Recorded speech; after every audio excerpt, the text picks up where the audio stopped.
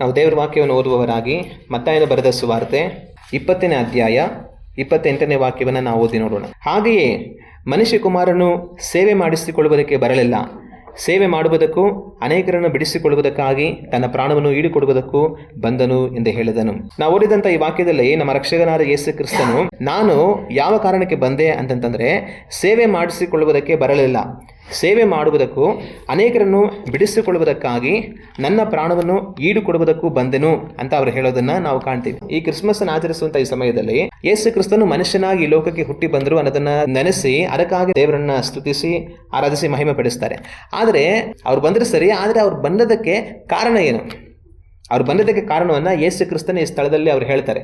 ಅವ್ರು ಹೇಳೋ ಕಾರಣ ಏನಂತಂತಂದರೆ ಅನೇಕರನ್ನ ಬಿಡಿಸಿಕೊಳ್ಳುವುದಕ್ಕಾಗಿ ತನ್ನ ಪ್ರಾಣವನ್ನು ಈಡುಕೊಡುವುದಕ್ಕೂ ಬಂದನು ಎಂಬುದಾಗಿ. ಹಾಗೆ ಯೇಸು ಕ್ರಿಸ್ತನ ಮನುಷ್ಯನಾಗಿ ಈ ಲೋಕಕ್ಕೆ ಹುಟ್ಟಿ ಬಂದದರ ಕಾರಣ ಏನು?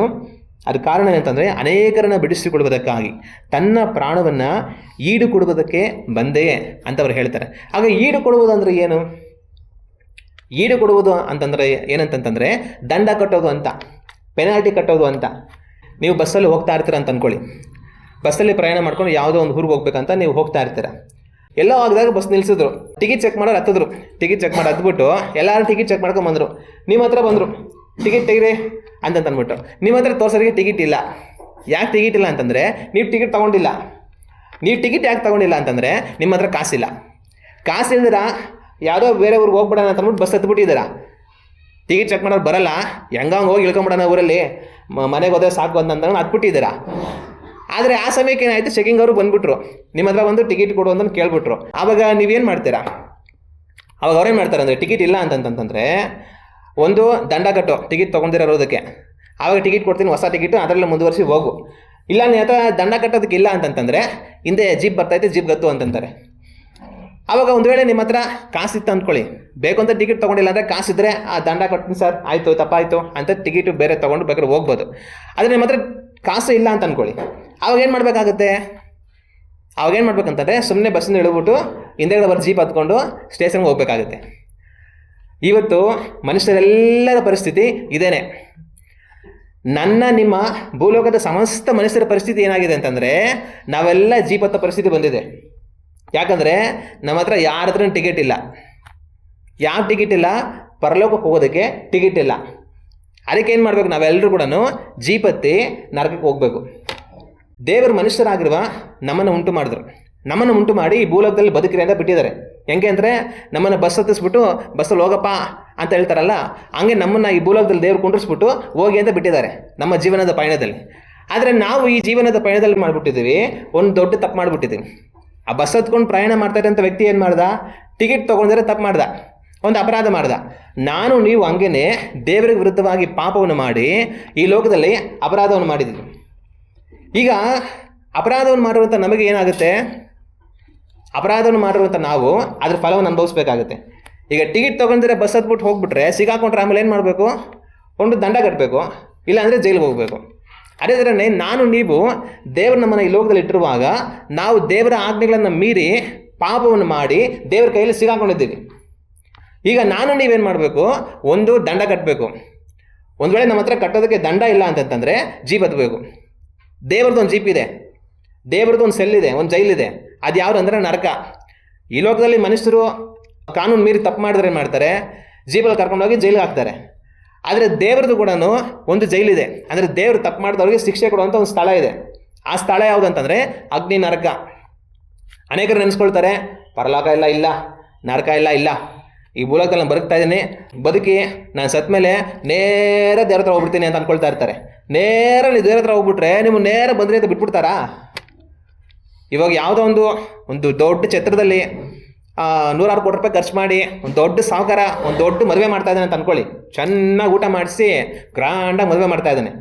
ಎಲ್ಲರೂ ಕೂಡ ಮದುವೆಗೆ ಹೋಗ್ತಾ ಇದ್ದಾರೆ, ನೀವು ಕೂಡ ದಾರಿಲಿ ಹೋಗ್ತಾ ಇದ್ರಿ. ಯಾವುದೋ ಸಖತ್ ದೊಡ್ಡ ಮದುವೆ ನಡೀತಾ ಐತೆ, ಚೆನ್ನಾಗಿರ್ಬೇಕು ಊಟ, ಒಳಗಡೆ ಹೋಗ್ಬಿಟ್ಟು ಚೆನ್ನಾಗಿ ಬಾರಿಸ್ಬಿಡೋಣ ಅಂತ ಅಂದ್ಕೊಂಡು ನೀವು ಒಳಗಡೆ ಹೋಗ್ಬಿಟ್ರಿ ಅಂತ ಅಂದ್ಕೊಳ್ಳಿ. ಆದರೆ ನೀವು ಹೆಂಗಿದ್ದೀರ ಅಂತಂದರೆ ಕೊಳೆ ಆಗಿರೋಂಥ ಬಟ್ಟೆ, ಅರ್ಧೋಗಿರೋಂಥ ಬಟ್ಟೆ, ತಲೆ ಎಲ್ಲ ಹೆಂಗೆ ಕೆದರ್ಕೊಂಡು ಮುಖ ತೊಳಿದ್ದೀರಾ, ಗಲೀಜಾಗೆ ಒಂದು ಒಳ್ಳೆ ಮದುವೆ, ನನಗೆ ಊಟ ಆಗ್ರಿ ಸ್ವಲ್ಪ ಅಂತ ಹೊರಗಡೆ ಹೋದರೆ ನಿಮ್ಮನ್ನು ಹೊರಗಡೆ ಬಿಡ್ತಾರಾ? ನಿಮ್ಮನ್ನೇನು ಮಾಡ್ತಾರೆ? ಗೇಟ್ರಲ್ಲಿ ಹಿಡ್ಕೊಂಡು ಆಚೆ ಹಾಕ್ರೆ ಹೋಗ ಯಾರೋ ನೀನು ಮದುವೆಗೆ ಅಂತ ಬಂದ್ಬಿಟ್ಟಿದ್ಯಾ, ನಿನ್ನ ಅವತಾರ ನೋಡಿ ಹೆಂಗಿದೆ ಅಂತ ಓಡಿಸ್ಬಿಡ್ತಾರೆ. ಇಲ್ಲಾಂದ್ರೆ ಹೋಗ್ಲಿ, ಅವ್ರು ಬಿಟ್ಟರು ಕೂಡ ನಾನು ಹೋಗಿ ಗಲೀಜಾಗಿ ಬಟ್ಟೆ ಎಲ್ಲ ಹರ್ಕೊಂಡು ತಲೆ ಎಲ್ಲ ಕೆದ್ಕೊಂಡು ಹೆಂಗಂಗೆ ಎದ್ಕೊಂಡು ಅಲ್ಲಿ ಒಳಗಡೆ ಹೋದಾಗ ನನಗೆ ಅಲ್ಲಿರೋಕ್ಕಾಗಲ್ಲ. ಯಾಕಂದರೆ ಎಲ್ಲರೂ ಗಂಭೀರವಾಗಿ ಒಳ್ಳೆ ಬಟ್ಟೆಗಳು ಹಾಕ್ಕೊಂಡು ನೋಡೋಕ್ಕೆ ಅಂದವಾಗಿ ಚಂದವಾಗಿ ರೆಡಿಯಾಗಿ ಮದುವೆಗೆ ಚೆನ್ನಾಗಿ ಬಂದಿರ್ತಾರೆ. ಅವ್ರ ಮಧ್ಯದಲ್ಲಿ ಅವ್ರು ನಿಂತ್ಕೊಂಡ್ರೆ ನನ್ನ ನೋಡಿದಾಗ ನನಗೆ ಅಸಹ್ಯ ಆಗ್ತಾ ಇರುತ್ತೆ. ಏನು ಇವರೆಲ್ಲ ಇಷ್ಟು ಚೆನ್ನಾಗಿರೋ ಬಟ್ಟೆ ಹಾಕ್ಕೊಂಡು ಎಷ್ಟು ಚೆನ್ನಾಗಿ ರೆಡಿ ಹಾಕಿ ಬಂದರೆ ನಾನೇನು ಈ ಥರ ಬಂದುಬಿಟ್ಟಿದ್ದೀನಿ, ಅಯ್ಯೋ ಅವ್ರು ನೋಡಿದ್ರೆ ನನಗೆ ತುಂಬ ನಾಚಿಕೆ ಆಗ್ತಾಯಿತ್ತಲ್ವಾ ಅಂತ ಅನ್ನಿಸ್ತಾ ಇರುತ್ತೆ. ಅವಾಗೆಲ್ಲರೂ ಒಂದು ಕಡೆ ಒಂದು ಮೀಟಿಂಗ್ ಇದೆ, ಎಲ್ಲ ವೈಟ್ ಬಟ್ಟೆಲ್ಲ ಬರಬೇಕು ಅಂತ ಹೇಳೋದು ಅಂದ್ಕೊಳ್ಳಿ. ಸರಿ, ನೀವಂತ ವೈಟ್ ಬಟ್ಟೆಲ್ಲ ರೆಡಿಯಾಗಿ ಮೀಟಿಂಗ್ ಹೋಗೋಣ ಅಂತ ಹೋಗ್ತೀರಾ. ಹೋಗೋವಾಗ ದಾರಿಯಲ್ಲಿ ಮಳೆ ಬಂದುಬಿಟ್ಟು ರೋಡಲ್ಲಿ ನೀರು ನಿಂತ್ಕೊಂಡಿದ್ದು ಒಂದು ಗಾಡಿ ಹೋಗ್ಬಿಟ್ಟು ಆ ಕೊಚ್ಚೆ ನೀರೆಲ್ಲ ನಿಮ್ಮ ಬಟ್ಟೆಗೆ ಎಗರ್ಬಿಡುತ್ತೆ. ಈಗ ನೀವು ಆ ಮೀಟಿಂಗ್ ಹೋದರೆ ಎಲ್ಲರೂ ವೈಟ್ ಬಟ್ಟೆ ಬೆಳ್ಳಿಗಿರೋಂಥ ಬಟ್ಟೆಲ್ಲ ಚೆನ್ನಾಗಿರ್ತಾರೆ, ನೀವು ಬೆಳ್ಳಿಗಿರೋ ಬಟ್ಟೆಲ್ಲ ಇದ್ದೀರಾ, ಆದರೆ ಬಟ್ಟೆ ಪೂರ್ತಿ ಕೇಸರಿ ಮಾತ್ಕೊಂಡಿದೆ. ಆವಾಗ ನೀವು ಅವ್ರ ಮಧ್ಯದಲ್ಲಿ ನಿಂತ್ಕೊಂಡು ಬನ್ನಿ ನಾವೆಲ್ಲ ಫೋಟೋ ತೆಗೆಸ್ಕೊಳಕ್ಕಾಗುತ್ತಾ? ನೀವು ಆ ಮೀಟಿಂಗೇ ಹೋಗಲ್ಲ. ಹೋಗು, ಮೀಟಿಂಗ್ ಎಲ್ಲ ಕೆಟ್ಟೋಯ್ತು, ಯಾರ ಬಂತು ಗಾಡಿ ಹತ್ತಿಸ್ಬಿಟ್ಟು ಕೊಚ್ಚೆಯಲ್ಲಿ ಎಗರಿಸ್ಬಿಟ್ಟು ಬಟ್ಟೆ ಎಲ್ಲ ಗಲೀಜು ಮಾಡಿಬಿಟ್ಟ ಅಂತ ಹೋಗೋದಿಲ್ಲ. ಅವಾಗ ಅದೇ ಥರನೇ ಆ ಮರೆಯೋಕೆ ಹೋದವ್ರಿಗೂ ಕೂಡ ಅಲ್ಲಿ ಹೋಗಿ ನಿಂತ್ಕೊಳ್ಳೋದಕ್ಕೆ ಆಗಲ್ಲ. ನಾಚಿಕೆ ಆಗಿ ಅವಮಾನ ಆಗಿ ಅವನೇ ಹೋಗ್ಬಿಡ್ತಾನೆ, ಇವ್ರನ್ನೆಲ್ಲ ನೋಡ್ತಾ ಇದ್ರೆ ನನಗೆ ಎಷ್ಟು ಬೇಜಾರಾಗ್ತಾ ಇದೆ ಅಂತ. ಅದೇ ಥರನೇ ಪಾಪವನ್ನು ಮಾಡಿ ಇಷ್ಟ ಬಂದಂಗೆಲ್ಲ ಬದುಕ್ಬಿಟ್ಟು ದೇವರೇ ನಾನು ಸತ್ತ ಮೇಲೆ ಬಂದೆ ಸ್ವಾಮಿ ಅಂತ ಹೋಗ್ಬಿಟ್ರೆ ದೇವ್ರು ಕರ್ಕೊಂಬಿಡಲ್ಲ. ದೇವ್ರು ಕರ್ಕೊಳೋಕ್ಕೆ ದೇವ್ರದ್ದೇ ಆದ ನೀತಿಗಳಿರುತ್ತೆ, ನ್ಯಾಯ ಇರುತ್ತೆ. ಅದನ್ನು ನಾವು ಪೂರೈಸುವವರಾಗಿದ್ದರೆ ಅಲ್ಲಿ ಹೋಗೋದಕ್ಕೆ ಸಾಧ್ಯ. ಸುಮ್ಮನೆ ನಾನು ಬರ್ತೀನಿ ಅಂತ ಯಾರು ಕೂಡ ಅಲ್ಲಿ ನಮ್ಮನ್ನು ಸೇರಿಸ್ಕೊಂಡ್ಬಿಡೋದಿಲ್ಲ. ಸೇರಿಸ್ಕೊಂಡ್ರು ಕೂಡ ಅಲ್ಲಿ ನಾವು ಇರೋದಕ್ಕೆ ಆಗೋದಿಲ್ಲ. ಯಾಕಂದರೆ ಅಲ್ಲಿರೋರೆಲ್ಲ ಎಷ್ಟೋ ಪರಿಶುದ್ಧವಾಗಿರ್ತಾರೆ. ಅಲ್ಲಿರೋರೆಲ್ಲ ಎಷ್ಟೋ ಪರಿಶುದ್ಧವಾಗಿರೋದ್ರಿಂದ ಪಾಪದಿಂದ ತುಂಬಿರೋಂಥ ನಾವು ಅಲ್ಲಿರುವಾಗ ನಮ್ಮ ಕೈ ಇರೋದಕ್ಕಾಗೋದಿಲ್ಲ. ನಾವೇನು ಹೇಳ್ತೀವಿ ಅಂತಂದರೆ, ದೇವರೇ ಈ ಪರಲೋಕದಲ್ಲಿ ಪರಿಶುದ್ಧವಂತರ ಮಧ್ಯದಲ್ಲಿ ಪಾಪಿ ಆಗಿರೋಂಥ ನಾನು ಇದ್ದು ಅವ್ರು ನೋಡುವಾಗ ನನಗೆ ಆಗ್ತಿರೋ ಬಾಧೆಗಿಂತ ನನ್ನನ್ನು ನರಕಕ್ಕೆ ಕಳಿಸ್ಬಿಡು, ಅಲ್ಲಿ ಪಾಪಿಗಳ ಜೊತೆನೇ ಇರ್ತೀನಿ ಅಂತ ಅನ್ನಿಸ್ಬಿಡುತ್ತೆ. ಆಗ ಪರಲೋಕ ಅನ್ನೋದು ನಿಜ, ನರಕ ಅನ್ನೋದು ಸಹ ನಿಜ. ನಾವು ದೇವರಿಗೆ ಒಪ್ಪಿಸ್ಕೊಟ್ಟು ದೇವರಿಗೆ ಭಯಪಟ್ಟು ದೇವರ ವಾಕ್ಯದಂತೆ ಪರಿಶುದ್ಧರಾಗಿ ನೀತಿವಂತರಾಗಿ ಲೋಕದಲ್ಲಿ ನಾವು ಜೀವಿಸುವಾಗ ದೇವರ ರಾಜ್ಯವನ್ನು ಸೇರ್ತೀವಿ. ಆದರೆ ನಾವು ಇಷ್ಟ ಬಂದಾಗೆಲ್ಲ ಬದುಕ್ಬಿಟ್ಟು ದೇವರಿಗೆ ಭಯಪಡಿದರ, ದೇವರ ಆಜ್ಞೆಗಳನ್ನು ಕೈಗೊಳ್ಳಿದರ ನಾವು ಜೀವಿಸಿ ನಮ್ಮ ಓಟವನ್ನು ಹೋಗಿಸುವಾಗ ನಾವು ಪರಲೋಕಕ್ಕೆ ಹೋಗ್ತೀವಿ ಅಂತ ನೆನೆಸ್ಕೊಳ್ಬಾರ್ದು. ನಾವು ಕಡ್ಡಾಯವಾಗಿ ಹೋಗಲ್ಲ. ಟಿಕೆಟ್ ತೊಗೊಳ್ದಿರ ನೀವು ಬಸ್ಸಲ್ಲಿ ಹೋಗ್ಬಿಟ್ಟು ಸಿಗಾಕೊಂಡ್ರೆ ನಿಮ್ಮನ್ನು ಬಿಟ್ಬಿಡ್ತಾರೆ, ಯಾವ ಊರಿಗೆ ಹೋಗ್ತೀವಿ ಆ ಊರಿಗೆ ಹೋಗಂತ ಬಿಡಲ್ಲ. ಅದೇ ಥರ ಪಾಪವನ್ನು ಮಾಡಿ ಬದುಕುವಂಥ ಮನುಷ್ಯ ಮರಣದ ನಂತರ ನರಕ, ಬೇರೆ ಸ್ಥಳನೇ ಇಲ್ಲ. ಆಗ ಪರಲೋಕ ಅನ್ನೋದು ನಿಜ, ನರಕ ಅನ್ನೋದು ನಿಜ. ಮನುಷ್ಯರಾಗಿರೋ ನಾವೇನು ಮಾಡೋದು ಅಂತಂದರೆ, ಪಾಪವನ್ನು ಮಾಡಿಬಿಟ್ಟು ದೇವರ ಕೋಪಕ್ಕೆ ಗುರಿಯಾಗಿ ನಾವು ನರಕಕ್ಕೆ ಒಳಗಾಗಬೇಕಾಗಿರೋಂಥ ಅಪಾಯದಲ್ಲಿ ನಾವೆಲ್ಲರೂ ಸಹ ಬದುಕ್ತಾ ಇದ್ದೀವಿ. ಆಗ ಪಾಪವನ್ನು ಮಾಡೋರು ಎಲ್ಲಿ ಹೋಗ್ತಾರೆ? ಅಗ್ನಿ ನರಕಕ್ಕೆ ಹೋಗ್ತಾರೆ. ಟಿಕೆಟ್ ತೊಗೊಂಡ್ರೆ ಬಸ್ಸಲ್ಲಿ ಹೋದವನು ಎಲ್ಲಿ ಹೋಗ್ತಾನೆ? ಜೈಲಿಗೆ ಹೋಗ್ಬೇಕಾಗತ್ತೆ. ಪಾಪವನ್ನು ಮಾಡಿ ಲೋಕದಲ್ಲಿ ಬದುಕೋವನು ಅಗ್ನಿ ನರಕಕ್ಕೆ ಒಳಗಾಗಬೇಕಾಗತ್ತೆ. ಆದರೆ ಈಗ ನಿಮಗೆ ಒಂದು ಮಾತು ಅನ್ನಿಸ್ಬೋದು, ಏನಂತಂತಂದರೆ, ಹೌದು ನನಗೊಂದು ವ್ಯಕ್ತಿ ಗೊತ್ತು, ಪರಮ ಪಾಪಿ ಅವನು ಖಂಡಿತವಾಗ್ಲೂ ನರಕಕ್ಕೆ ಆಗಬೇಕು. ದೇವರು ಪಾಪಿಗಳ ನರಕಕ್ಕೆ ಹಾಕೋದು ತುಂಬ ಒಳ್ಳೆಯದು, ಅಂಥವ್ರೆಲ್ಲ ನರಕಕ್ಕೆ ಹೋಗಬೇಕು ಖಂಡಿತವಾಗ್ಲೂ ಅಂತ ನಿಮ್ಗೆ ಅನ್ನಿಸ್ಬೋದು. ಆದರೆ ದೇವರು ಯಾರೋ ನಿಮಗೆ ಗೊತ್ತಿರುವಂಥ ಒಬ್ಬ ಪರಮ ಪಾಪಿಯನ್ನು ನರಕಕ್ಕೆ ಹಾಕ್ತಾರೆ, ಅದು ನಿಜ. ಅವ್ರನ್ನ ಮಾತ್ರ ಅಲ್ಲ, ನನ್ನನ್ನು ನಿಮ್ಮನ್ನು ಕೂಡ ಹಾಕ್ತಾರೆ. ಆಗ ನಿಮ್ಗನ್ನಿಸ್ಬೋದು, ಏನು ಸ್ವಾಮಿ ಹಿಂಗೆ ಹೇಳ್ತಾ ಇದ್ದೀರಾ? ಯಾರೋ ನನಗೆ ಗೊತ್ತಿರುವಂಥ ಒಬ್ಬ ಪರಮ ಪಾಪಿ ಇದ್ದಾನೆ, ಅವ್ನು ನರಕಕ್ಕೆ ಹಾಕೋದು ನಿಜವಾಗ್ಲೂ ಸರಿ ಅಂತ ನಾನು ಅಂದ್ಕೊಳ್ಬೋದು. ಆದರೆ ನೀವು ನೋಡಿದ್ರೆ ನನ್ನನ್ನು ನಿಮ್ಮನ್ನು ಎಲ್ಲರೂ ಸೇರಿಸಿ ದೇವ್ರು ನರಕಕ್ಕೆ ಹಾಕ್ತೀವಿ ಅಂತ ಹೇಳ್ತಾ ಇದ್ದಾರಲ್ಲ, ನಾನು ಎಷ್ಟು ಒಳ್ಳೆಯವನು, ನನ್ನನ್ನು ನರಕಕ್ಕೆ ಹಾಕ್ಬಿಡ್ತಾರೆ ದೇವರು ಅಂತ ನಿಮಗೆ ಅನ್ನಿಸ್ಬೋದು. ನೀವು ಒಳ್ಳೆಯವರೇ ಇರ್ಬೋದು, ನಿಮ್ಮ ದೃಷ್ಟಿಗೆ ನೀವು ಒಳ್ಳೆಯವ್ರ ರೀತಿಯನ್ನೇ ಕಾಣಿಸ್ಬೋದು, ಆದರೆ ದೇವರ ದೃಷ್ಟಿಗೆ ಅಲ್ಲ. ಅನೇಕರು ಏನು ಅನ್ನಿಸ್ಕೊಳ್ತಾರೆ ಅಂದರೆ, ನಾನು ತುಂಬ ಒಳ್ಳೆಯವನು, ನನಗಿಂತ ಒಳ್ಳೆಯವನು ಯಾರಿಲ್ಲ, ನಾನು ಸತ್ತ ಮೇಲೆ ನೇರ ದೇವ್ರ ಹತ್ರಕ್ಕೇ ಹೋಗೋದು ಅಂತ ಅಂದ್ಕೊಳ್ತಾರೆ. ಇವರು ಒಳ್ಳೆಯವರೇನೆ, ಆದರೆ ಯಾರ ದೃಷ್ಟಿಯಲ್ಲಿ ಅಂದರೆ ಅವರ ದೃಷ್ಟಿಯಲ್ಲಿ, ಆದರೆ ದೇವರ ದೃಷ್ಟಿಯಲ್ಲಿ ಅಲ್ಲ. ಪರಲೋಕಕ್ಕೆ ಹೋಗೋವನು ಯಾರು ಅಂತಂದರೆ, ನನ್ನ ದೃಷ್ಟಿಗೆ ನಾನು ಒಳ್ಳೆಯವನು ಅಂತ ಅಂದ್ಕೊಳ್ಳೋರಲ್ಲ. ದೇವರ ದೃಷ್ಟಿಯಲ್ಲಿ ಯಾವನು ಒಳ್ಳೆಯವನೋ ಅವನು ಮಾತ್ರವೇ ಪರಲೋಕಕ್ಕೆ ಹೋಗೋದು. ಆಗ ನಾನು ನೀವು ನಮಗೆ ಒಳ್ಳೆಯವರಾಗಿ ಬದುಕಿದ್ರೆ ಪ್ರಯೋಜನ ಇಲ್ಲ. ನಾನು ನೀವು ದೇವರಿಗೆ ಒಳ್ಳೆಯವರಾಗಿ ಬದುಕಬೇಕು. ದೇವರು ನೋಡಿ ನಮಗೆ ಸಾಕ್ಷಿ ಕೊಡಬೇಕು, ಇವನು ಒಳ್ಳೆಯವನು, ಇವನು ನೀತಿವಂತನು ಅಂತ ಹೇಳಿ. ಆಗ ಮಾತ್ರವೇ ನಾವು ಪರಲೋಕ ರಾಜ್ಯಕ್ಕೆ ಸೇರೋದಕ್ಕೆ ಸಾಧ್ಯ. ಆಗ ನಮ್ಮ ದೃಷ್ಟಿಯಲ್ಲಿ ನಾವು ಒಳ್ಳೆಯವರಾಗಿರ್ಬೋದು, ಆದರೆ ದೇವರ ದೃಷ್ಟಿಯಲ್ಲಿ ಅಲ್ಲ. ಕಾರಣ ಏನಂತಂತಂದರೆ, ದೇವರು ಅತೀ ಪರಿಶುದ್ಧನು. ದೇವರು ಮಹಾಪರಿಶುದ್ಧನಾಗಿರುವುದರಿಂದ ಅವ್ರ ಮುಂದೆಗಳಲ್ಲಿ ನಾವು ನಿಂತುಕೊಳ್ಳುವಾಗ ನಾವು ಅತ್ಯಂತ ಕೆಟ್ಟವರಾಗಿ ಕಾಣಿಸ್ತೀವಿ. ದೇವರು ಎಷ್ಟು ಪರಿಶುದ್ಧನು ಅಂತಂದರೆ, ಈ ಲೋಕದಲ್ಲಿ ಯಾರಾದರೂ ತುಂಬ ಒಳ್ಳೆಯವನಿದ್ದಾನೆ ಅಂತ ಅಂದ್ಕೊಂಡ್ರು ಕೂಡ, ಇಡೀ ಜಗತ್ತಲ್ಲ ಇವನು ಮಾತ್ರ ಎಲ್ಲರಿಗಿಂತ ತುಂಬ ಒಳ್ಳೆಯವನಂತ ಸಾಕ್ಷಿ ಕೊಟ್ಟರು ಕೂಡ ಅವನನ್ನು ದೇವರಿಗೆ ಹೋಲಿಕೆ ಮಾಡಿಕೊಂಡ್ರೆ ಅವನು ಅತ್ಯಂತ ಕೆಟ್ಟವನಾಗಿ ಇರ್ತಾನೆ. ದೇವರ ಪರಿಶುದ್ಧತೆ ಅಷ್ಟಿದೆ. ಆಗ ನಾನು ನೀವು ಏನು ಮಾಡಬಾರ್ದು? ನಾನು ನೀವು ಬೇರೆಯವರಿಗೆ ನಮ್ಮನ್ನು ಹೋಲಿಕೆ ಮಾಡ್ಕೊಳ್ಬಾರ್ದು. ಬೇರೆಯವರಿಗೆ ನಮ್ಮನ್ನು ಹೋಲಿಕೆ ಮಾಡುವಾಗ ನಾವು ಪರಿಶುದ್ಧರಾಗಿ ಕಾಣಿಸ್ಬೋದು, ಆದರೆ ನಾನು ನೀವು ಹೋಲಿಕೆ ಮಾಡ್ಕೊಳ್ಬೇಕಾಗಿರೋದು ಬೇರೆಯವ್ರಿಗಲ್ಲ, ನಾನು ನೀವು ಹೋಲಿಕೆ ಮಾಡ್ಕೊಳ್ಬೇಕಾಗಿರೋದು ಕರ್ತನಿಗೆ. ನಾನು ಪರಿಶುದ್ಧನು, ನಾನಿರುವ ಹಾಗೆ ನೀವು ಪರಿಶುದ್ಧರಾಗಿರಿ ಅಂತ ಕರ್ತನು ನಮಗೆ ಹೇಳಿದ ಮಾತು. ಆಗ ಅನೇಕರು ಏನು ಮಾಡ್ತಾರೆ ಅಂತಂದರೆ ಅವ್ರನ್ನ ಬೇರೆಯವ್ರಿಗೆ ಹೋಲಿಕೆ ಮಾಡ್ಕೊಳ್ತಾರೆ. ಈಗ ನಮ್ಮ ಪಕ್ಕದ ಮನೆ ಇದ್ದಾನಲ್ಲ, ಅವನಿಗಿಂತ ನಾನು ಎಷ್ಟೋ ಒಳ್ಳೆಯವನು. ಇದೋ ನಮ್ಮ ಕೆಲಸ ಮಾಡೋ ಜಾಗದಲ್ಲಿ ಇದ್ದಾನಲ್ಲ, ಅವನಿಗಿಂತ ನಾನು ಎಷ್ಟೋ ಒಳ್ಳೆಯವನು. ಅಯ್ಯೋ ನಮ್ಮ ಬಾಸ್ ಇದಾರಲ್ಲ, ಪರಮ ಪಾಪಿ ನಮ್ಮ ಬಾಸು, ಎಷ್ಟು ಕಾಟ ಕೊಡ್ತಾ ಗೊತ್ತಾ, ನಾನು ಎಷ್ಟೋ ಒಳ್ಳೆಯವನು ಅಂತ ಬೇರೆ ಮನುಷ್ಯರನ್ನ ನೋಡಿ ನಾವು ಒಳ್ಳೆಯವರು ಅಂತ ಅಂದ್ಕೊಳ್ತಾರೆ. ಮನುಷ್ಯರಿಗೆ ಹೋಲಿಕೆ ಮಾಡಿ ಒಳ್ಳೆಯವರು ಅಂತ ಅಂದ್ಕೊಂಡ್ರೆ ಪ್ರಯೋಜನ ಇಲ್ಲ. ದೇವರಿಗೆ ಹೋಲಿಕೆ ಮಾಡಿಕೊಂಡು ನಾನು ಕರ್ತನಂತೆ ಪರಿಶುದ್ಧನಾ ಅನ್ನೋದನ್ನು ಪರೀಕ್ಷೆ ಮಾಡ್ಕೊಳ್ಬೇಕು. ಆಗಲೇ ನಾವು ಪರಿಶುದ್ಧರ ಇಲ್ವಾ ಅನ್ನೋದು ನಮಗೆ ಗೊತ್ತಾಗೋದು. ಮನುಷ್ಯರಿಗೆ ಹೋಲಿಕೆ ಮಾಡಿಕೊಂಡ್ರೆ ಗೊತ್ತಾಗೋದಿಲ್ಲ, ಯಾಕಂದರೆ ಎಲ್ಲ ಮನುಷ್ಯರು ಪಾಪಿಗಳೇ. ಅದರಿಂದ ಇನ್ನೊಬ್ಬ ಪಾಪಿ ಜೊತೆಲಿ ಹೋಲಿಕೆ ಮಾಡಿಕೊಂಡು ಒಬ್ಬ ಪಾಪಿ ನಾನು ಪರಿಶುದ್ಧನ ಅಂದ್ಕೊಂಡ್ರೆ ಪ್ರಯೋಜನ ಇಲ್ಲ. ಪರಿಶುದ್ಧನಾಗಿರುವ ಕರ್ತನಿಗೆ ಹೋಲಿಕೆ ಮಾಡ್ಕೊಂಡು ನಾವು ಯೋಚನೆ ಮಾಡಬೇಕು, ನಾವು ಎಂಥವರಾಗಿದ್ದೇವೆ ಅಂತ ಹೇಳಿ. ಆಗ ದೇವರಿಗೆ ಹೋಲಿಕೆ ಮಾಡಿಕೊಳ್ಳುವಾಗ ನಮ್ಮ ಪರಿಶುದ್ಧತೆ ಅತ್ಯಂತ ಅಶುದ್ಧವಾಗಿರುತ್ತೆ. ದೇವರು ಮಹಾ ಪರಿಶುದ್ಧನು. ಸಹಜವಾಗಿ ನಮ್ಮ ಮಧ್ಯದಲ್ಲಿ ಒಂದು ರೀತಿಯಾದ ಭಾವನೆ ಇರುತ್ತೆ ಜನಗಳಿಗೆ. ಏನಂದರೆ ಕೆಲವರು ಒಂದು ಸ್ವಲ್ಪ ಬೆಳ್ಳಗಿರ್ತಾರೆ ಅಂತ ಅಂದ್ಕೊಳ್ಳಿ, ಕೆಲವರು ಒಂದು ಸ್ವಲ್ಪ ಬಣ್ಣ ಕಡಿಮೆ ಆಗಿರ್ತಾರೆ, ಕೆಲವರು ಬೇರೆಯವ್ರಿಗಿಂತ ಒಂದು ಸ್ವಲ್ಪ ಬಣ್ಣ ಜಾಸ್ತಿ ಇರ್ತಾರೆ, ಸ್ವಲ್ಪ ಬೆಳ್ಳಗಿರ್ತಾರೆ. ಈ ರೀತಿ ಸ್ವಲ್ಪ ಬೆಳ್ಳಗಿರೋರಿಗೆ ಏನಂತಂತಂದರೆ ಇವ್ರಿಗೊಂದು ಅಹಂ, ಇವ್ರಿಗೊಂದು ಗರ್ವ. ಏನು, ನಾನು ಬೆಳ್ಳಗಿದ್ದೀನಿ, ನಾನು ನೋಡೋರೆಲ್ಲ ನಾನು ಬೆಳ್ಳಗಿದ್ದಾರೆ ಅಂತ ಹೇಳ್ತಾರೆ. ನನ್ನ ಫೋಟೋ ಹೊಡೆದ್ರೆ ಎಷ್ಟು ಚೆನ್ನಾಗಿ ಬರುತ್ತೆ ಬೆಳ್ಳಗೆ, ಅವ್ನು ನೋಡಿ ಹೆಂಗಿದ್ದಾನೆ ಕಾಗೆ ಥರ, ಇವ್ನು ನೋಡಿ ಹೆಂಗಿದ್ದಾನೆ ಅಂತ ಬೇರೆಯವ್ರಿಗೆ ಹೋಲಿಕೆ ಮಾಡ್ಕೊಳ್ಳುವಂಥವ್ರು ಇರ್ತಾರೆ. ಆದರೆ ನಾವು ಬೆಳ್ಳಗಿದ್ದೀವಾ ಕಪ್ಪಗಿದ್ದೀವೋ ಮುಖ್ಯ ಅಲ್ಲ, ನಿಮ್ಮ ಮನಸ್ಸು ಬೆಳ್ಳಗಿದೆಯಾ ಕಪ್ಪಗಿದೆಯಾ ಅದೇ ಮುಖ್ಯ. ನಿಮ್ಮ ಮುಖ ಬೆಳ್ಳಗಿದ್ದು ನಿಮ್ಮ ಮನಸ್ಸು ಕಡು ಪಾಪರಿಂದ ತುಂಬಿದರೆ ಏನು ಪ್ರಯೋಜನ ಇಲ್ಲ. ಮುಂದೊಂದು ದಿವಸ ನೀವು ನರಕಕ್ಕೆ ಹಾಕಲ್ಪಟ್ಟು ಬೆಂಕಿಯಲ್ಲಿ ಸುಟ್ಟೋಗಿ ಕರಕಲಾಗ್ಬಿಡ್ತೀರ. ಅದೇ ನಿಮ್ಮ ಮುಖ ಕಪ್ಪಗಿದ್ರು, ಕರ್ತನಿಗೆ ಭಯಪಡುವಂಥ ಭಯದಿಂದ ನಿಮ್ಮ ಹೃದಯ ಬೆಳ್ಳಗಿದ್ರೆ, ಒಂದು ದಿವಸ ಆತನ ಸನ್ನಿಧಿ ಎತ್ತಲ್ಪಟ್ಟು ಕರ್ತನಂತೆ ನೀವು ಪ್ರಕಾಶಮಾನ ಉಳ್ಳವರಾಗ್ತೀರಾ. ಆವತ್ತು ನಿಮ್ಮನ್ನು ಯಾರು ದೃಷ್ಟಿಸಿ ನೋಡೋದಕ್ಕೂ ಸಹ ಆಗಲ್ಲ. ಆ ರೀತಿಯಾದ ಪ್ರಕಾಶವನ್ನು ಕರ್ತನು ತನ್ನ ರಾಜ್ಯದಲ್ಲಿ ಕೊಡ್ತಾರೆ. ಹಲ್ಲೆಲೂಯಾ. ಆಗ ಬೆಳ್ಳಗಿದ್ದೀವಾ ಕಪ್ಪಗಿದ್ದೀವಾ ಇದು ಪ್ರಶ್ನೆ ಅಲ್ಲ. ಬೆಳ್ಳಗಿದ್ದೀವಿ ಅಂತ ಅಂದ್ಕೊಂಡು ಗರ್ವ ಪಡೋದೇ ಪಾಪ. ಆ ಪಾಪವೇ ಅವರನ್ನು ಅಗ್ನಿ ನರಕಕ್ಕೆ ತಳ್ಳಿಬಿಡುತ್ತೆ. ಅದರಿಂದ ಬೆಳ್ಳಗಿರೋರು ಯಾವುದು ನಾವು ಬೆಳ್ಳಗಿದ್ದೀವಿ ಅಂತ ಗರ್ವ ಪಡುವಂಥ ತಪ್ಪನ್ನು ಮಾಡಬಾರ್ದು.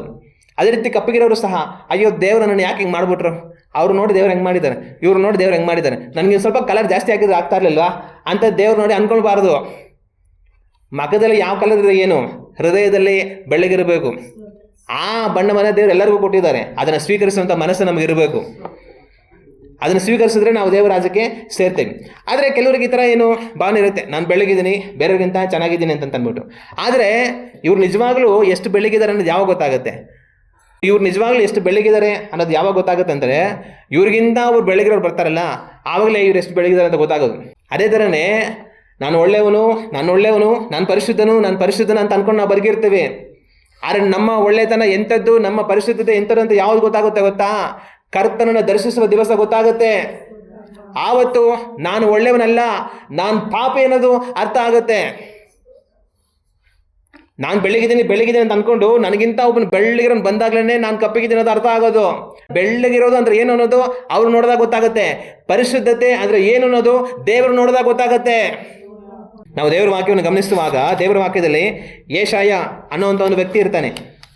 ಆ ಯೆಶಾಯ ಅನ್ನುವಂಥ ಒಂದು ವ್ಯಕ್ತಿಗೆ ದೇವರು ತನ್ನ ದರ್ಶನವನ್ನು ತೋರಿಸ್ತಾರೆ. ಆ ದರ್ಶನವನ್ನು ದೇವರು ತೋರಿಸಿದಾಗ ತನಗೇನಾಗುತ್ತೆ ಅನ್ನೋದನ್ನು ನಾವು ನೋಡೋಣ. ಯೆಶಾಯ ಪ್ರವಾದನೆ ಪುಸ್ತಕ 6ನೇ ಅಧ್ಯಾಯ ವಾಕ್ಯಗಳು 1ರಿಂದ 4ರವರೆಗೆ ನಾವು ಓದಿ ನೋಡೋಣ. ಅರಸನಾದ ಉಜ್ಜೀಯನು ಕಾಲವಾದ ವರ್ಷದಲ್ಲಿ ಕರ್ತನು ಉನ್ನತೋನ್ನತ ಸಿಂಹಾಸನಾರೂಢನಾಗಿರುವುದನ್ನು ಕಂಡೆನು. ಆತನ ವಸ್ತ್ರದ ನರಿಗೆಯು ಮಂದಿರದಲ್ಲೆಲ್ಲ ಹರಡಿತ್ತು. ಆತನ ಸುತ್ತ ಸೇರಾಫಿಯರು ಇದ್ದರು. ಪ್ರತಿಯೊಬ್ಬನು 6 ರೆಕ್ಕೆಗಳುಳ್ಳವನಾಗಿ 2ರಿಂದ ತನ್ನ ಮುಖವನ್ನು 2ರಿಂದ ತನ್ನ ಕಾಲುಗಳನ್ನು ಮುಚ್ಚಿಕೊಂಡು 2 ಬಡಿಯುತ್ತಾ ನೆಲಸೋಗದೆ ನಿಂತಿದ್ದನು. ಆಗ ಒಬ್ಬನು ಮತ್ತೊಬ್ಬನಿಗೆ, ಸೇನಾಧೀಶ್ವರನಾದ ಯೆಹೋವನು ಪರಿಶುದ್ಧನು, ಪರಿಶುದ್ಧನು, ಪರಿಶುದ್ಧನು, ಭೂಮಂಡಲವೆಲ್ಲ ಆತನ ಪ್ರಭಾವದಿಂದ ತುಂಬಿದೆ ಎಂದು ಕೂಗಿ ಹೇಳಿದನು. ಕೂಗುವವನ ಶಬ್ದಕ್ಕೆ ದ್ವಾರದ ಅಸ್ಥಿವಾರಗಳು ಕದಲಿದವು, ಧೂಪವು ಮಂದಿರದಲ್ಲೆಲ್ಲ ತುಂಬಿತ್ತು.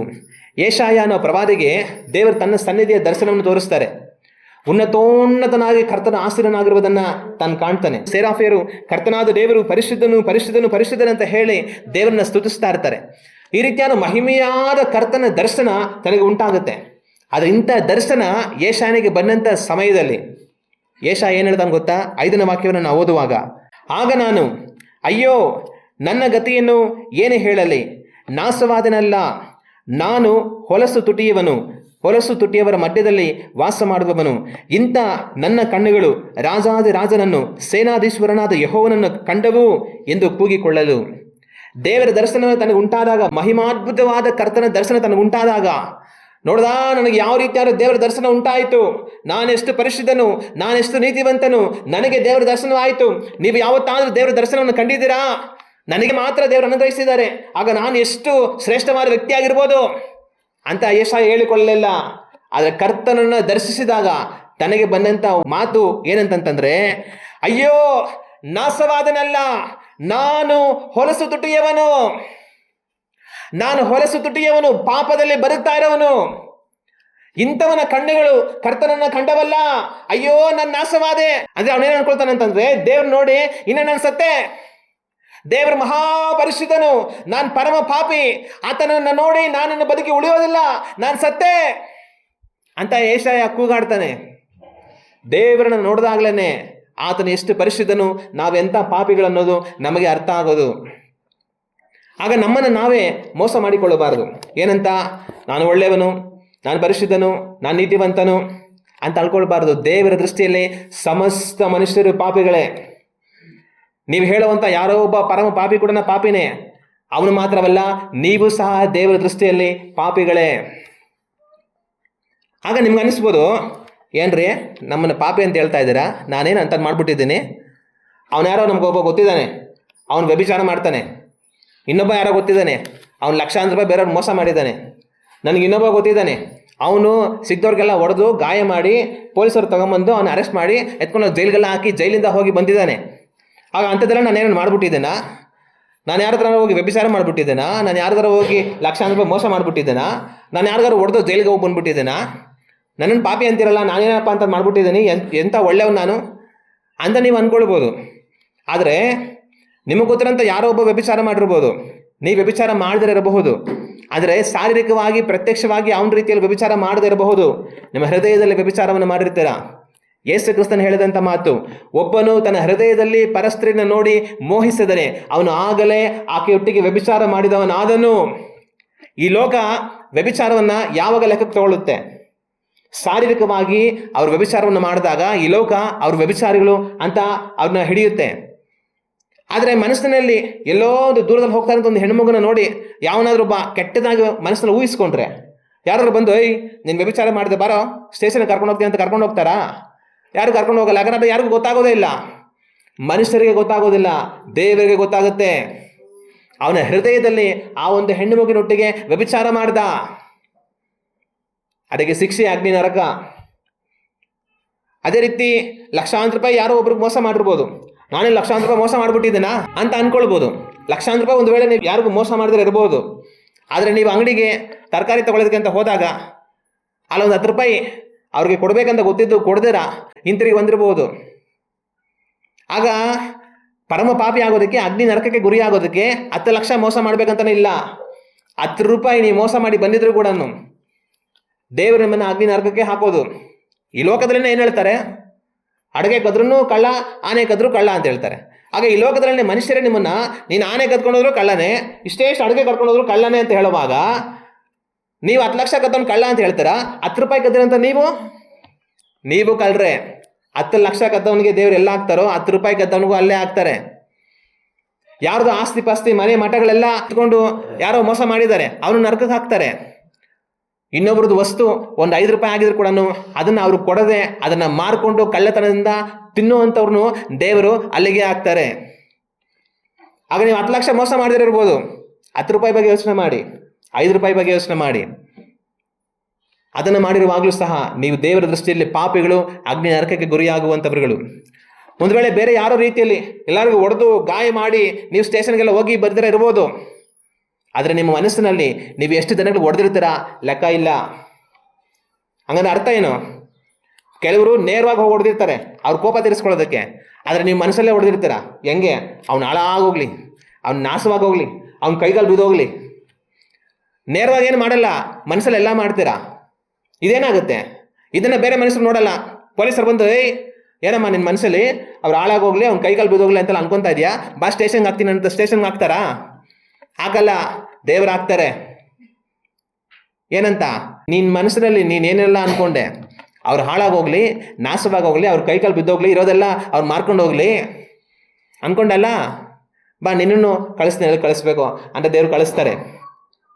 ದೇವ್ರ ವಾಕ್ಯದಲ್ಲಿ ನಮ್ಮ ಕರ್ತನಾದ ಯೇಸು ಕ್ರಿಸ್ತನ ಅವ್ರು ಸೇವೆ ಮಾಡ್ತಾ ಇದ್ದಾಗ ಎಷ್ಟೋ ಸರಿ ಅವರ ಹೃದಯದಲ್ಲಿ ಅಂದುಕೊಂಡದನ್ನು ತಿಳಿದು ಅವ್ರು ಉತ್ತರ ಕೊಡ್ತಾರೆ. ನೀವು ಏನು ಅನ್ಕೊಳ್ತೀರ ಹೃದಯದಲ್ಲಿ, ಅದನ್ನು ಯಾರು ನೋಡದೆ ಹೋಗಬಹುದು, ಅದನ್ನು ನೋಡುವ ಕರ್ತನಿದ್ದಾನೆ, ಆತನೇ ಯೇಸು.